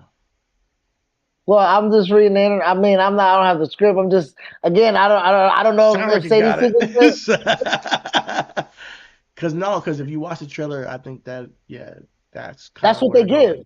That's what they're Yeah. giving the body meat. They're giving the body meat, and so to what I say to Rockstar, new rock stars, they broke down the trailer and then gave me these things to think about. So they gave me the you know the speed. They're saying that Peter Parker when he met the other Spider-Man gained their like what, and I'm like I don't know nothing about what the hell they trying to connect, you feel me, like, so I'm just watching fans geek out and soak up what I can. So even right now I'm speaking to you, you're so adamant about protecting not only X-Men but Jean Grey specifically, as to like no, if this gonna happen it gotta be sewn up to where Yeah. we don't the belly button still Cause look the same. You know what I'm saying? listen, man, when it comes to Spider-Man cause for me, to make it make sense, you gotta do so much world building with Jean Grey that you're taking away from Spider-Man in his own movie. It doesn't make sense to me to even try to do that. But Firestar, a mutant that he comes into contact with, who is not one of the major stars of the X-Men, can be thrown in there because they actually have a relationship in the comics. They actually work together with Iceman. If Iceman shows up, it will be even more cool. If you see like Iceman, like if they've been keeping that under wraps, that would be fucking crazy. So yeah, and then in the next movie, maybe they have a whole thing going on with Firestar, Iceman, and Spider-Man, taking on Kingpin or something. Who knows? But that'll be fire. Speaking of Kingpin, I need to see him in Spider-Man, one day because after the end of Daredevil, Born Again, I want to see that character continue to be played by Vincent, and because he's done an incredible role. But what we haven't seen him do is interact with one of his major foes, and the nuisance of Spider-Man, Peter Parker, and he's also called him out in Daredevil. So he's like, yeah, Spider-Man, we can't be dealing with these vigilantes. Mention Spider-Man by name. So yeah, I'd love to see that one day. Okay. I won't do any more spoiling for you. I'm doing too much reading. I'm doing too much reading. Doing too much reading. So what we will say is that Angelica Jones. Let's make it yes, Firestar. Angelica Jones. Yeah. what we will say is Daredevil was great. Go back and watch it because I don't know if my man Chidi Mike was on.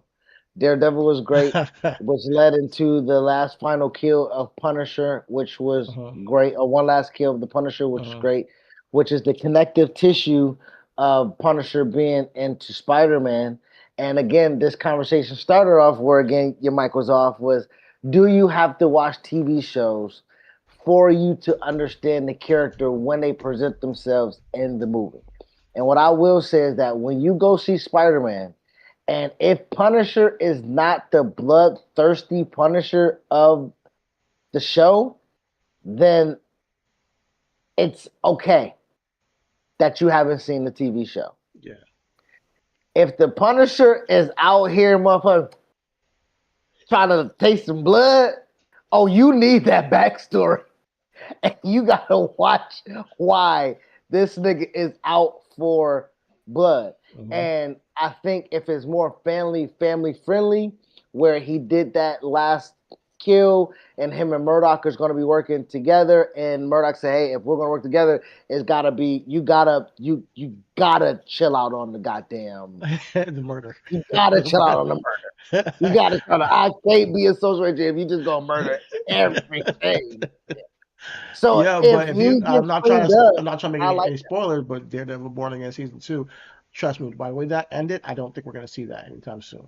When it comes to Murdoch, Murdoch has his own problems right now, and maybe one day somebody helps him out and gets him out of where he's at.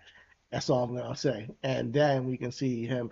I would love to see Daredevil and Spider-Man team up too. Like if you give me a movie next year, or not yet next year, but like in 4 years, 3 years, of Spider-Man, Iceman, Firestar, and Daredevil teaming up, or like on some anti-King and Kingpin's the big bad. And oh man, that could be crazy good. So I'm not certain how long Tom Holland wants to do the character, but I think there's a lot of I mean, if potential. I'm Tom Holland, I will fulfill my obligation. I will film a movie worth of TV shows. I will integrate Tom Holland. That will make that TV show. If you bring Spider-Man to the to the Daredevil TV show, that can be MCU's or Disney's loophole to have an exclusive or exclusivity to the All monetization of right, Spider-Man. I'm looking into this. Tom Holland is reportedly signed on for at least two more solo Spider-Man movies following Brand New Day. All right, so he renewed his agreement with Marvel. 20 Pictures. Sure, he got the bag for that. So shout out to Tom Holland. He's been honestly, people say the best Spider-Man Peter Parker duo combination. People say Andrew Garfield is the best Spider-Man, and Tobey Maguire is the best Peter Parker. But them combined, Tom Holland is like the best all around. And I can't say that's wrong. I gotta hand it to Tom. So I'm looking forward to seeing Brand New Day next month. That's going to lead us to Doomsday. Oh, well, I'm sure that there won't be like no like post credit scene, but because I don't think Spider-Man's in Doomsday, but that's the last movie we get before Doomsday. So there's really everything's counting down to this to December when we get the next Avengers movie, which is going to be insane. I already have a feeling this is gonna break records. Now, I do before we kind of make a little pivot. I'm again. I have little artifacts in my garage here. I have an I original thought you West said you Coast don't Avenger have comic. comics. This guy's like, I am only a viewer. Look at this I guy. am Look only at here. this guy. I got. Hold on. This was Got a like in Scarlet Witch, Cheetah. Whoa. who's that? Hold on. Tell me. Yeah. Who we got? All right, we got Scarlet Witch. I think we got, is that Tigra? Uh, Tigress, and Hawkeye and Wonder Man. And that might be Vision behind that and window. so this says Vision Quest. Okay, Vision Quest. I am Ooh. so. excited for Where'd you Vision get that? Quest. I got this at a thrifty When? a couple years ago. I've had it Okay. tucked away. I got Have you this read with it? the. No, I haven't read it yet. Okay. I'm gonna read it. I got a Spider-Man. This one's not in as great condition. Okay. Superman, Metal Man, and then I got this Okay. Superman edition right here. Vision Quest is coming out October 14th. Okay, so we get that before we get That's gonna be Doomsday. right before Doomsday. Okay, all right. I think that leads up until Doomsday. Okay, so the 8 episode serves as an epilogue to WandaVision and leads directly into Avengers Doomsday. Interesting. Yeah, yeah, Interesting. yeah. Okay. So Yo. I'm super excited for Vision Quest because again, um, I was very much excited and happy with WandaVision. You know, we was in COVID. It was in COVID. We were stuck inside, and the TV was so good. The writing was so good. The story was so good. And again, that was the It was first great. Yeah. time I was where confused as hell when that's I the first first started time where watching it. Marvel Studios, exactly, Yeah. that's the first time where it was separate but connected, which is why I do think it's vital that we always maintain and pay attention to the television series because again, if you didn't watch the television series, you wouldn't have got Kamala Khan and the Marvels. If you didn't watch the television series, you wouldn't have understand Sam Wilson and the new the new Captain I America. don't know about that. I don't know What about you that, mean you don't know man. about that? When I watch Brave New World, it's almost as if they didn't even watch the show themselves. Like for real, the story did not connect to the TV show, and that's a strategy though. I think that might be intentional. I think that sometimes they don't want you to feel like you have to watch, the TV show to get everything. But here's the thing: there's a delicate balance you got to hit. I think that you gotta hit a balance where essentially you want people to watch the TV shows and get a little bit of Uh-huh. something extra out of that if they did, so that it gives more context for the movie. But it's not absolutely necessary. Like the movie is still a 3 act, act one, act two, act three, where if you didn't watch it, the TV show they were in, it still makes sense. So how you do that is you have their own story for your act one, act two, act three for your TV show, and at the end you put a little teaser or you put a little bit of context clues or or a lead into that's a personal thing for the character that's not a necessary thing, but I felt like they got away from his family. They got away from the reason why he felt comfortable as Captain America by the end of at the end of Bucky, Winter Soldier, and Captain and Falcon. I think it was Falcon and Winter Soldier. Falcon Winter Soldier. How Yeah, can I Winter Soldier? yeah. He felt more comfortable as Captain America after the end of that because of when he stood up to and he kind of like brought people together at when they were trying to go after the terrorists, that they were talking about, So I think they missed. It was a missed opportunity for me, Brave New World. Well, I would say that so let me ask you this question because I got this hot take that I kind of want to ask. Is as we watch the trailer for X-Men 97, well, I can't even really ask you because what if has been really good. But with just X-Men 97, the anticipation of X-Men 97 season 2, they already signed up for season 3, meaning that they know where they're going to have an idea or just said, fuck it, we know y'all gonna come back and watch. Is that the future of Marvel storytelling? Because we also have to remember Into the Spider-Verse. Now, I don't know if that's MCU or not, but Into the Spider Verse is very It's much. not. It's not okay. It's not Yeah. okay. So when we're talking about the animation side of things, I believe that it's so separate than the Okay. film, Okay. but it's always necessary, and I think you get a lot. I think this is they always had parallel, animation. This is in DC too, that you can just have an animation thrown out their movie that has nothing to do with what's going on in the movies. I think the MCU was the first time we started seeing things connect ever. Before that you had Blade, you had you had not even Iron Man, you had Blade, you had the X-Men, and they didn't connect. They were just their own franchises. And then you had, the animation stuff that's like if you're a comic book Electra, fan, you had Electra. Elektra, you had, Ghost Rider, yeah, that kind of, you had Daredevil, even a movie with Ben Affleck. So, Yep.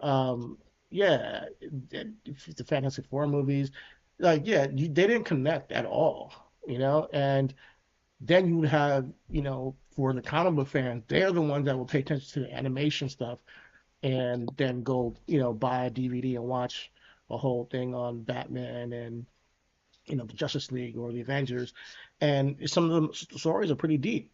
And now we're seeing it just go really mainstream with Into the Spider Verse, which is incredible, man. The writing is good, the animations are fantastic.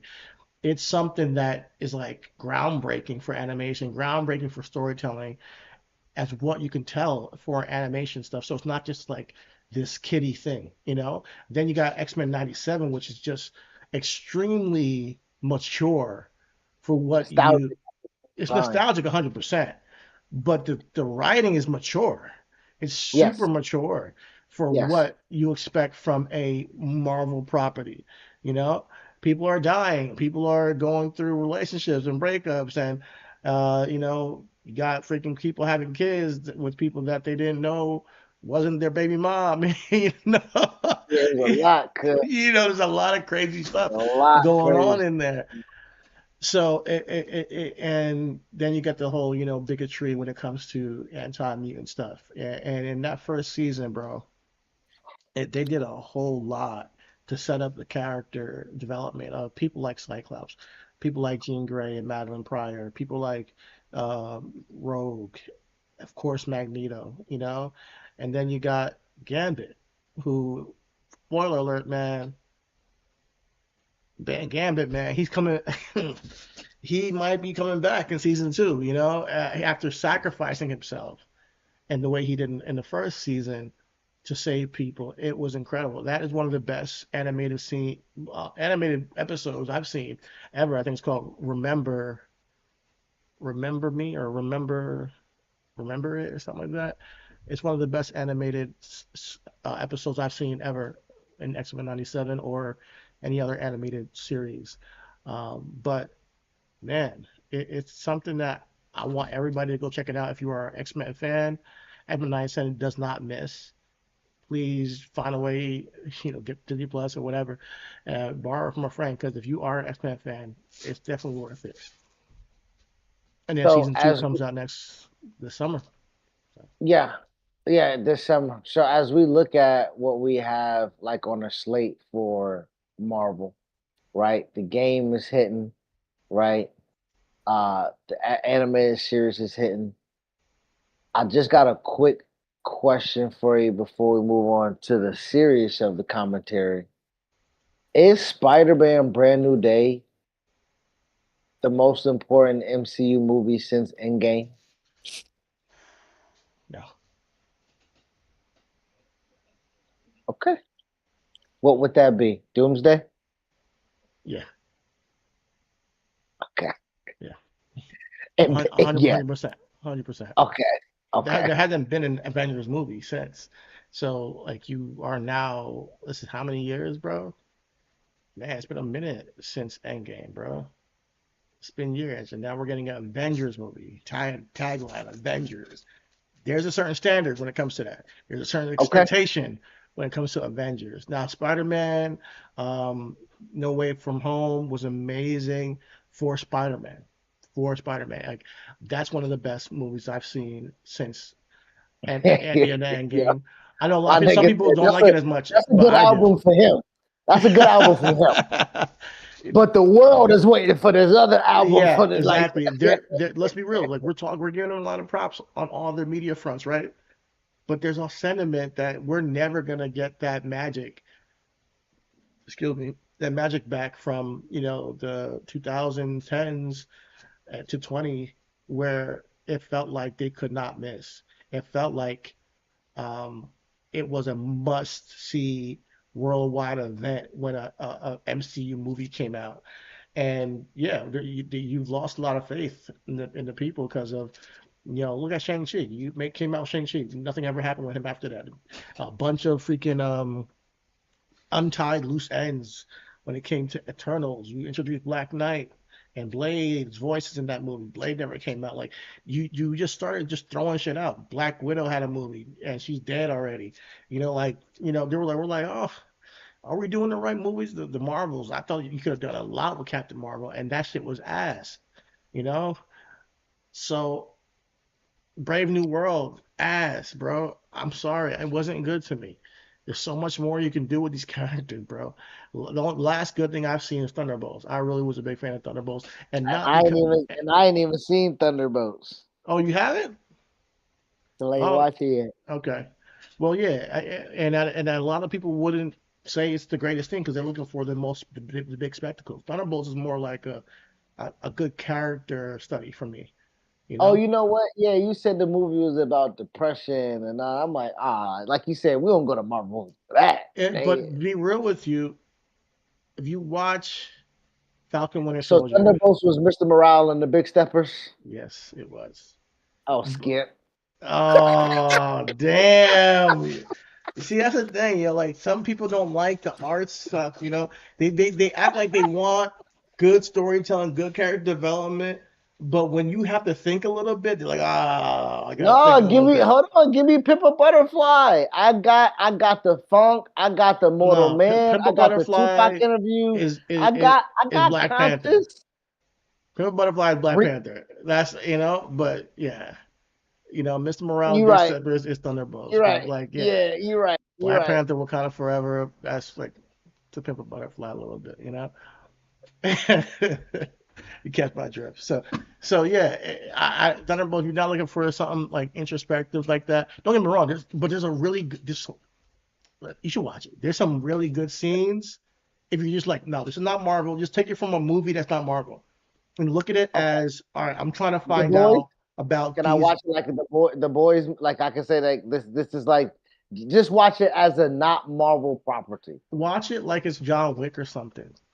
Okay. Watch it like it's from that perspective, and it's a really good movie. Now, you might have a thing where I have a feeling that there's gonna be a moment where you don't like, a lot of people are gonna. I want you to watch it first, then we can talk about it, because there's a moment where Okay. a lot of people are Okay. criticizing it, and I see why. But for me, I like the choices they made in that movie. Put it that way. Okay, okay. Yeah. All right. So with that being said, I think also another thing that kind of will Yo, am I in video, by the way? Just real quick. are you in video? Yes, I can see Yo, all my shit in video, I can't find the link. Yo, I'm having a rough day, bro. it. This is Yeah. crazy. All my shit is like screwed up. How do we get there? Oh, okay. I can't, but you can see what I'm adding to the video because I I don't see do. it. Yes. All I right, see I good. see the preview. So this is gonna Yes. be. I'm gonna show it on the cold open screen because I can't fix this shit right now. Go ahead, brother. Go But ahead. And that was going to be the next no, segue. introduce it. As good as we feel about what we're talking about and the movies and the animation series and everything like that, what you might not have heard early in the show or I mean yeah, early in the show with the monologue is that uh they're laying off people, thousands of people, right? And again, they're not laying off thousands of people who are inconsequential, as Lord, let me not say that because I'm a paper pusher myself. I was in the United States Marine Corps. You see that, and guess what? I was a paper pusher, so I understand the value of that. But they're slashing and cutting the visual development team. Like they're like okay, so let's slow down. The visual development team. What do we watch with our eyes? That is the visual. Okay? The shit that we see is the department that they firing, nigga. Mhm. Like the people who drew the suits, the people who created the characters, who did the world building, all of those Yeah, man. people are losing their jobs, man, and including a legendary person within the department. He was a 16-year veteran, Andy Park, and he created the legendary the Wasp suit. Right, so what Chidi got in the preview is actually something from the actual actor, however they want to say. I Actress, don't yeah. know. Okay, because they said they'll say the tris now. Call me an actor too, so I don't know. You know what I'm saying? Nah, Respect they're always actresses to me. the Sorry. person that acts.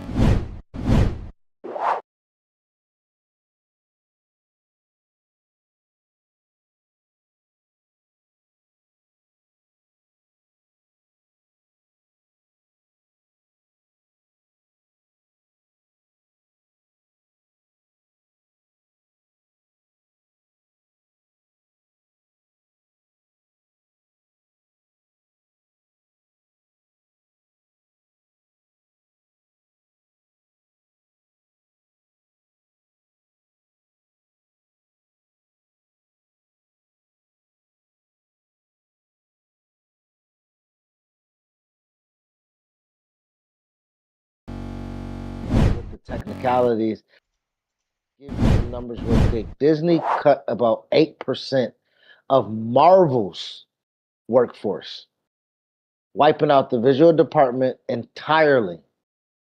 All right, now Marvel Studios, a small team to oversee hiring of outside contractors, and this is on a project by project basis.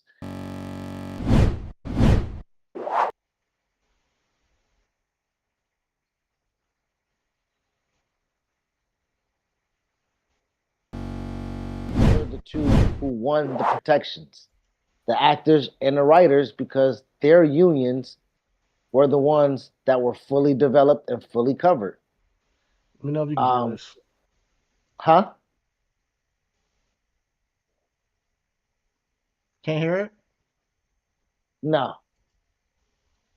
Yeah. Can you share it? Because I don't know what's going on. Send it in the Discord chat bot, and I'll share right now. All right, for sure. Um, so again, you see what we got going, the visual, The right? visual. We cut our team too. You know what I'm saying?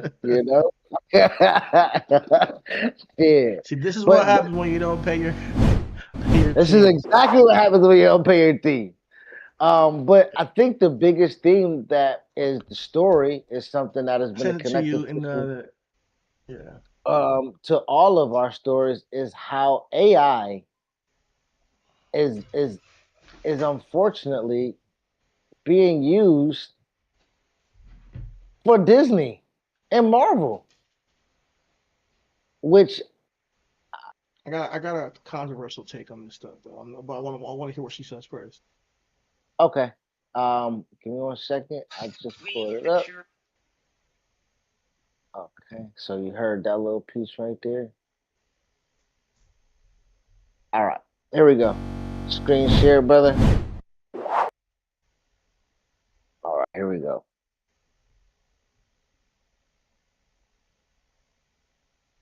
Oh, you should. Oh wait. Hold up. It's Oh, hold on. it's not. I got the volume. Okay, here we go. Wait, Ready? wait, wait, wait, wait, wait. It's not even there.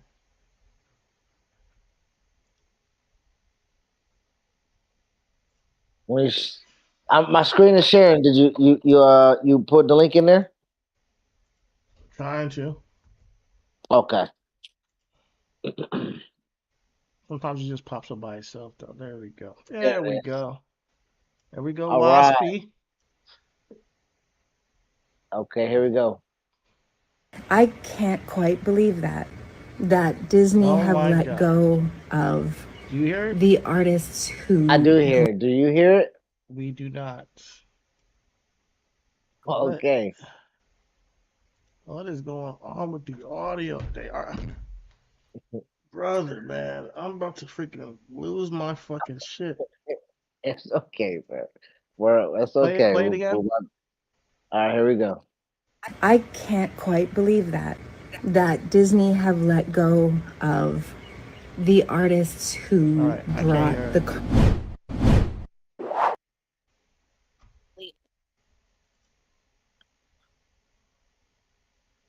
Okay.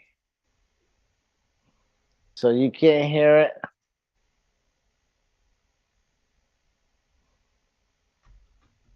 And I can't hear you. Are you saying something? I just, it's funny. Okay, I there could it hear is. it. I could Okay. hear it a little bit. I can hear it a little bit, but I'm dead sure that the viewers can't hear it. Uh,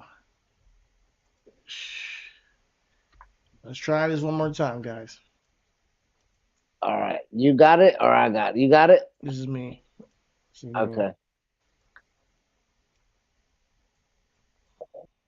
Stop sharing.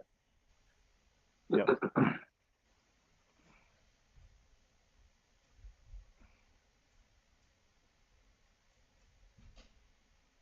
I can't quite believe that Disney have let go of the artists who brought the current Marvel universe to life.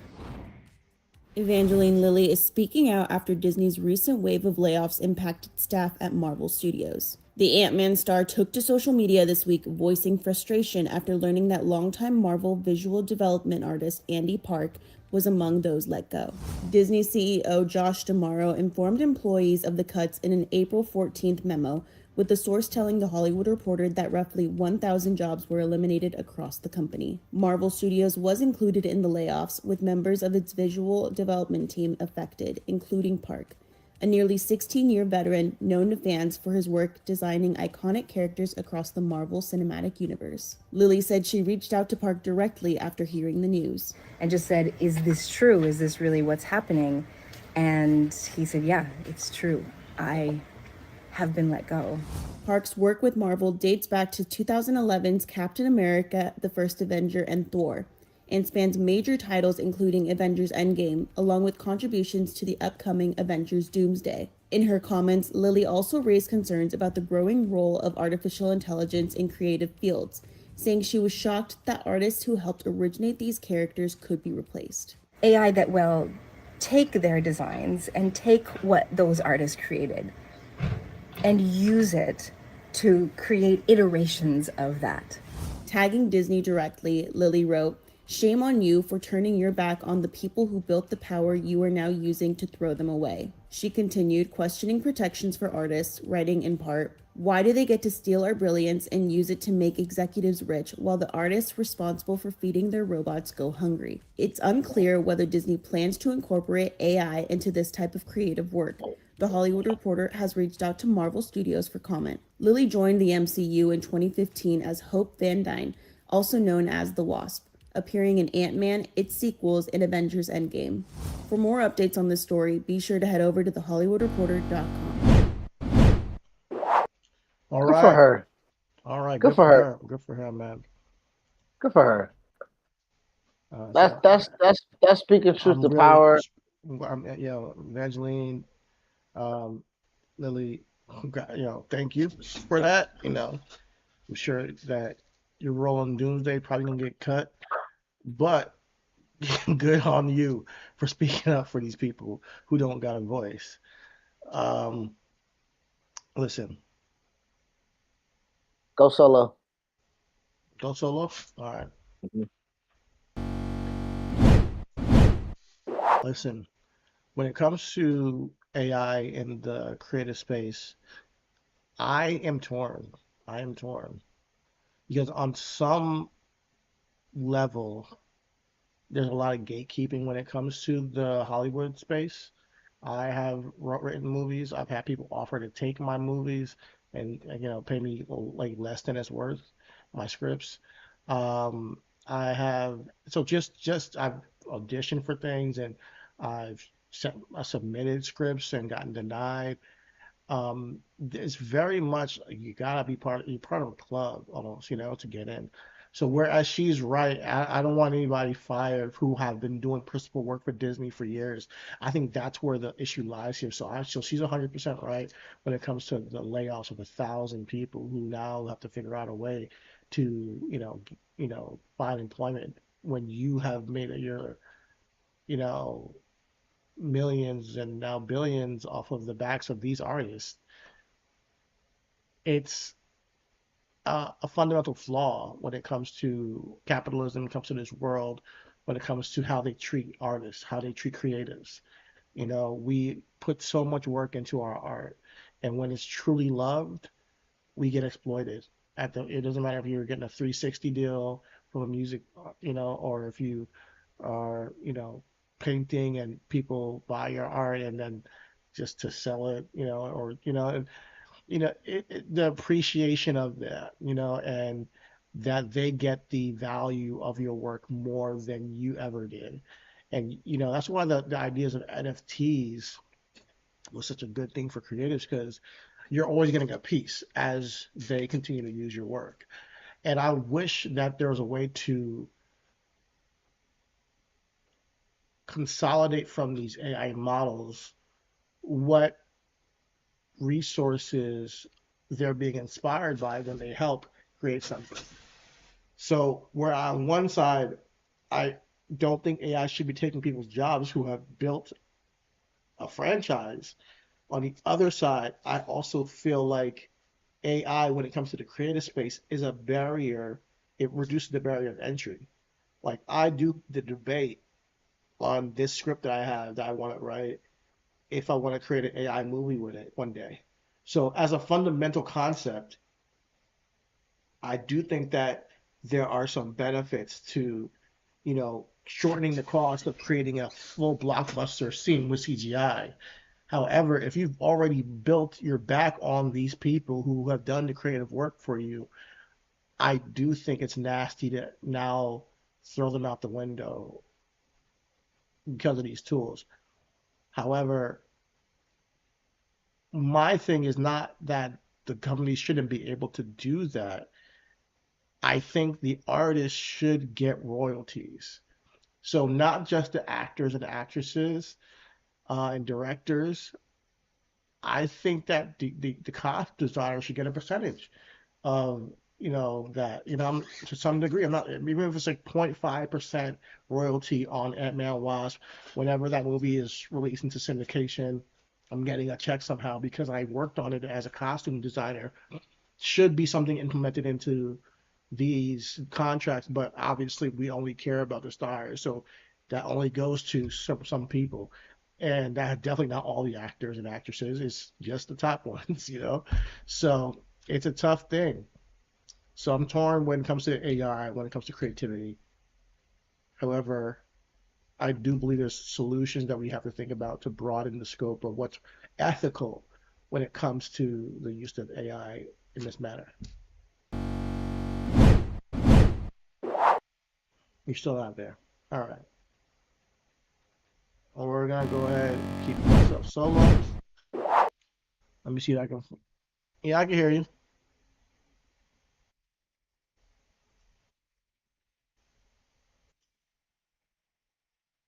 Okay, do your thing. Do your thing. No problem. No problem. So, yeah. So I myself, when I look at AI, when it comes to the possibilities of intellectual property, I don't like the stealing. I don't like the stealing nature of it. But I do like the barrier of entry lowering when it comes to huge production sets and when it costs of budgeting a movie and how people have an idea in their mind they want to recreate. I think AI could definitely be a barrier, could lower the barrier to entry to make their visions come to life. And to some degree, I don't think full on scripts should be like just AI. But however, concepts and artwork, and I think that there's no original idea, right? You really think about it. Like we talk about the Lion King. The Lion King is a derivative of Hamlet, you know? And that's not a bad thing. It's not a bad thing. So I'm torn when it comes to this because on some levels I get the real dangers and the people who are going to lose jobs. But that artist who loses a job can now collaborate with people to create something new without a studio backing them now because they have an ability to do that. And as AI gets better, I'm thinking that creating a model for my cast and my shot and my cast, my shots, my scenes, my staging. If I can come up with a system to do that and stage a scene and say action and type in a prompt to get it exactly the way I want, and then I show it to somebody, whether it be on YouTube or whatever, and they have an experience that's like, wow, I was really entertained. I cried. I got emotional. I laughed. Is that technically the worst thing in the world? And are we at the precipice of a place where we have to then look at this thing like the evolution of going from horseback to a motor vehicle or going from a typewriter to a desktop computer, or going from hardcore CDs and MP3s to streaming your music. And as much as those are disruptors to industries, is that just a normal, evolution of technology and society at large? I debate these things because it's not an easy answer. It's not an easy answer to say because we use AI, for our model. We use AI for our thumbnails, our descriptions to our videos, and we know we'll edit them still. Don't get me wrong, but we still gotta, go through. We're not just throwing AI like, oh, just post all our shit. No, we have to go through, do work, edit, figure out this they're saying the right thing, the right way, and that's all work still, and that's all. It just made the workflow a lot more faster, and we can put more content out because of it, because of AI. So there's a double-edged sword when it comes to the discussion with AI, and especially when it comes to film, and the fact that this AI is going to be, you know, stealing work. Now, for a big ass studio like Marvel under Disney, laying off thousands of people, come on now. Like, I just pray that they're not solely relying on AI because that could work against them as far as the quality of the product they're putting out. If you are working with the most talented people in an industry to put out quality costume design, quality set design, to keep everything contextual within the scene and within the direction and tone of the movie, and then you get a job to AI today, I don't think that it's going to be a good, it's going to fit. I don't think it's going to be a good. Um, I don't trust AI enough as it is right now to accomplish what you may need on a large scale for a full 2.5 3 hour you know movie. Or I'm not talking about before the cutting edge floor. It is going to be shit. You might get 4 hours of straight content that you now have to cut down to a 2 hour movie or hour and a half, and to trust AI to handle every bit of costume design and artistic vision could be a dangerous thing, and it could definitely harm the quality of the finished product. And being a company like Marvel, who's under Disney, I do think that quality should be put first before the East and the the convenience of artificial intelligence.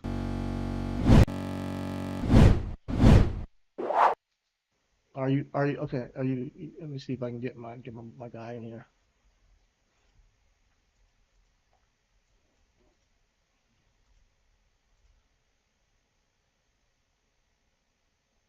Okay, you good, man? You hear me? Oh yeah, wait, you gotta call you. Okay, you hear Hello, me? brother. Yes, What's sir. up? Hey, man. Great solo. Great Really? solo, brother. Actually, I got some when when you were speaking about the idea of someone who's worked in the industry now having the ability to use their brain without a realistic budget to create a world or create an idea or create where you was even talking about shots and everything like that. Uh, this is this is the unfortunate part of technology making it quote unquote easier. Yeah. Because I was watching a video of Q-Tip, the producer, and he pulled out the big ass analog, and it was like, I still record on this because the music make you feel. We got Ryan Coogler, who just recorded on film, Yeah. legit. Yeah. It was like recorded and had the budget though Yeah. to do it. But Niggas literally on the they, cutting room floor cutting shit up. he was cutting film. Now this is what I'm trying to say. The artistry in that can't be duplicated or replaced Yeah. or or replicated because the care, the framework of, first of all, independently, I'm gonna pay the people to do it the way that it, like you said, I'm not gonna shortcut. I'm not gonna bend corners. You know what I'm saying? We're gonna take our time with this film and we're gonna develop this film and then we're gonna run it through a reel. And the movie theaters that run this shit gotta have certain type of equipment or the equipment that Drake said, blow the dust off your tracks, nigga. We bringing in some shit that you gonna make you. This ain't no stream and click, nigga. This ain't no link. This ain't no USB. This ain't no upload. You know what I'm saying? Like this is real. This is vinyl. Huh? You know what I'm saying? Yeah. Like and This is when we all talk this is about organic. This is old school. This is and there's a place for it still. Like that's why you get this vintage. That's the word vintage. That's a different process in mind, and there's a place for that too. But as the technology moves on, I think there's a place for that other stuff too, and and I just feel like I think yes like in and in the intro it said this wave is coming no matter what. Now what do you do about that? What do you adapt or do you get caught up in the wave?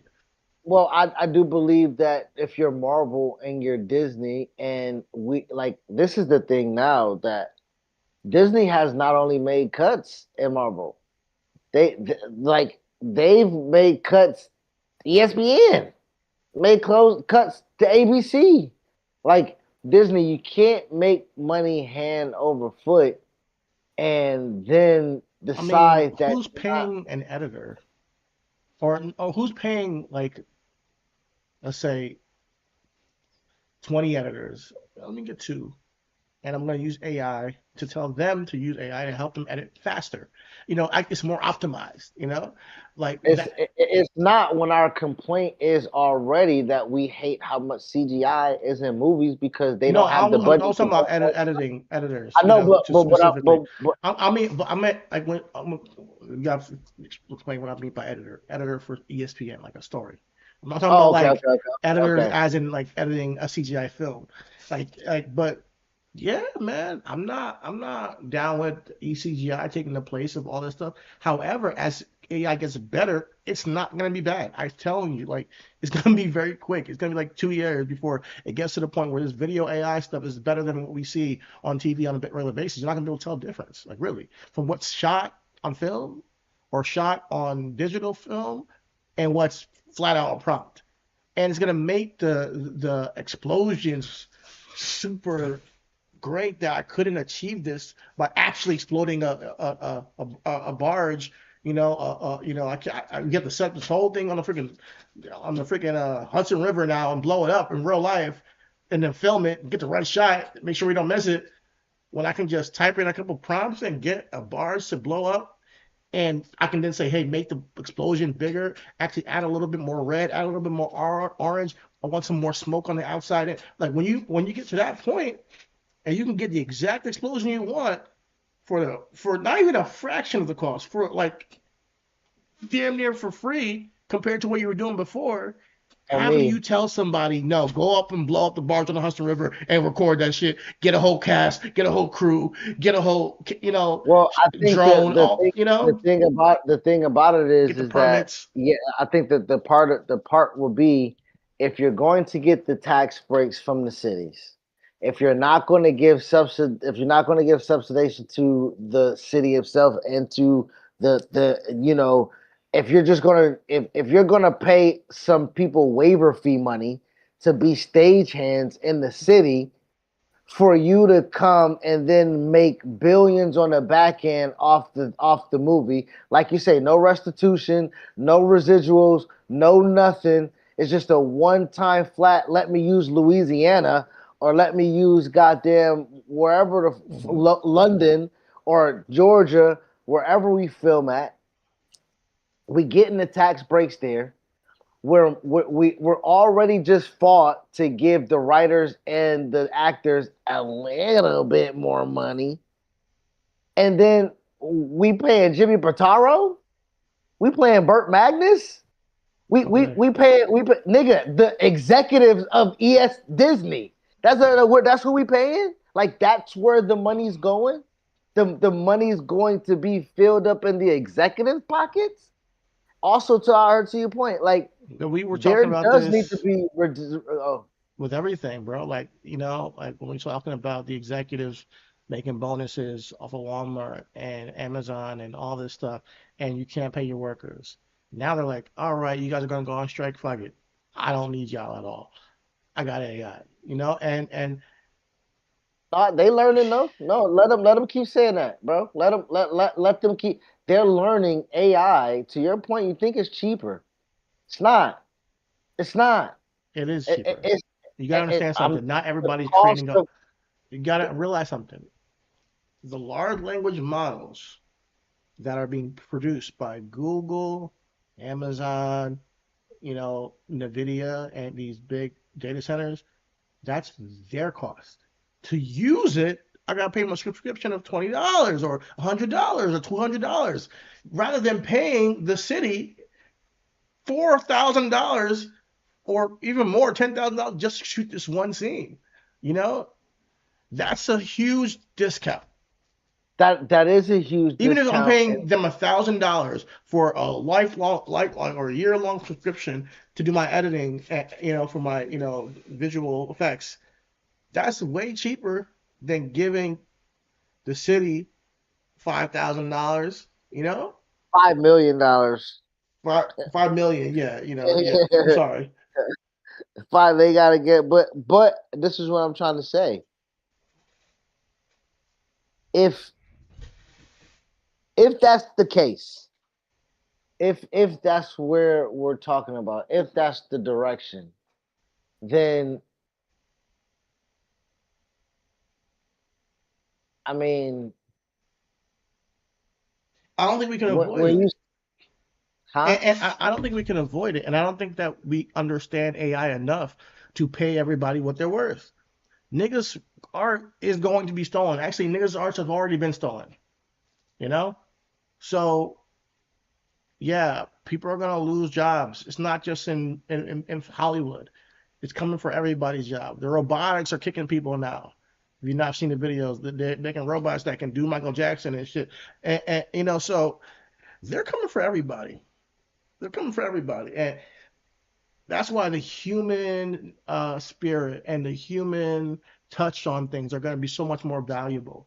But with that being said, the barriers to entry are going to be lowered so people can, these Well, fields. I think that's the other side of the I would. coin. Well, no, I mean, we have. This is the dilemma, bro. Like AI don't buy no tickets, but we do, and when we do, we give them a reason to fucking use AI. Like you know what I'm saying? Like when we buy the tickets and when we subscribe to Disney Plus and when we're watching the shows and we're giving them the ratings, we're giving the biggest box office, and there isn't a complaint of what we see.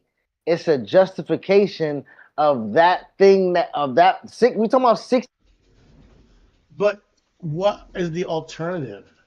You muted or something. I can't hear you. Yeah. I'm gonna fuck.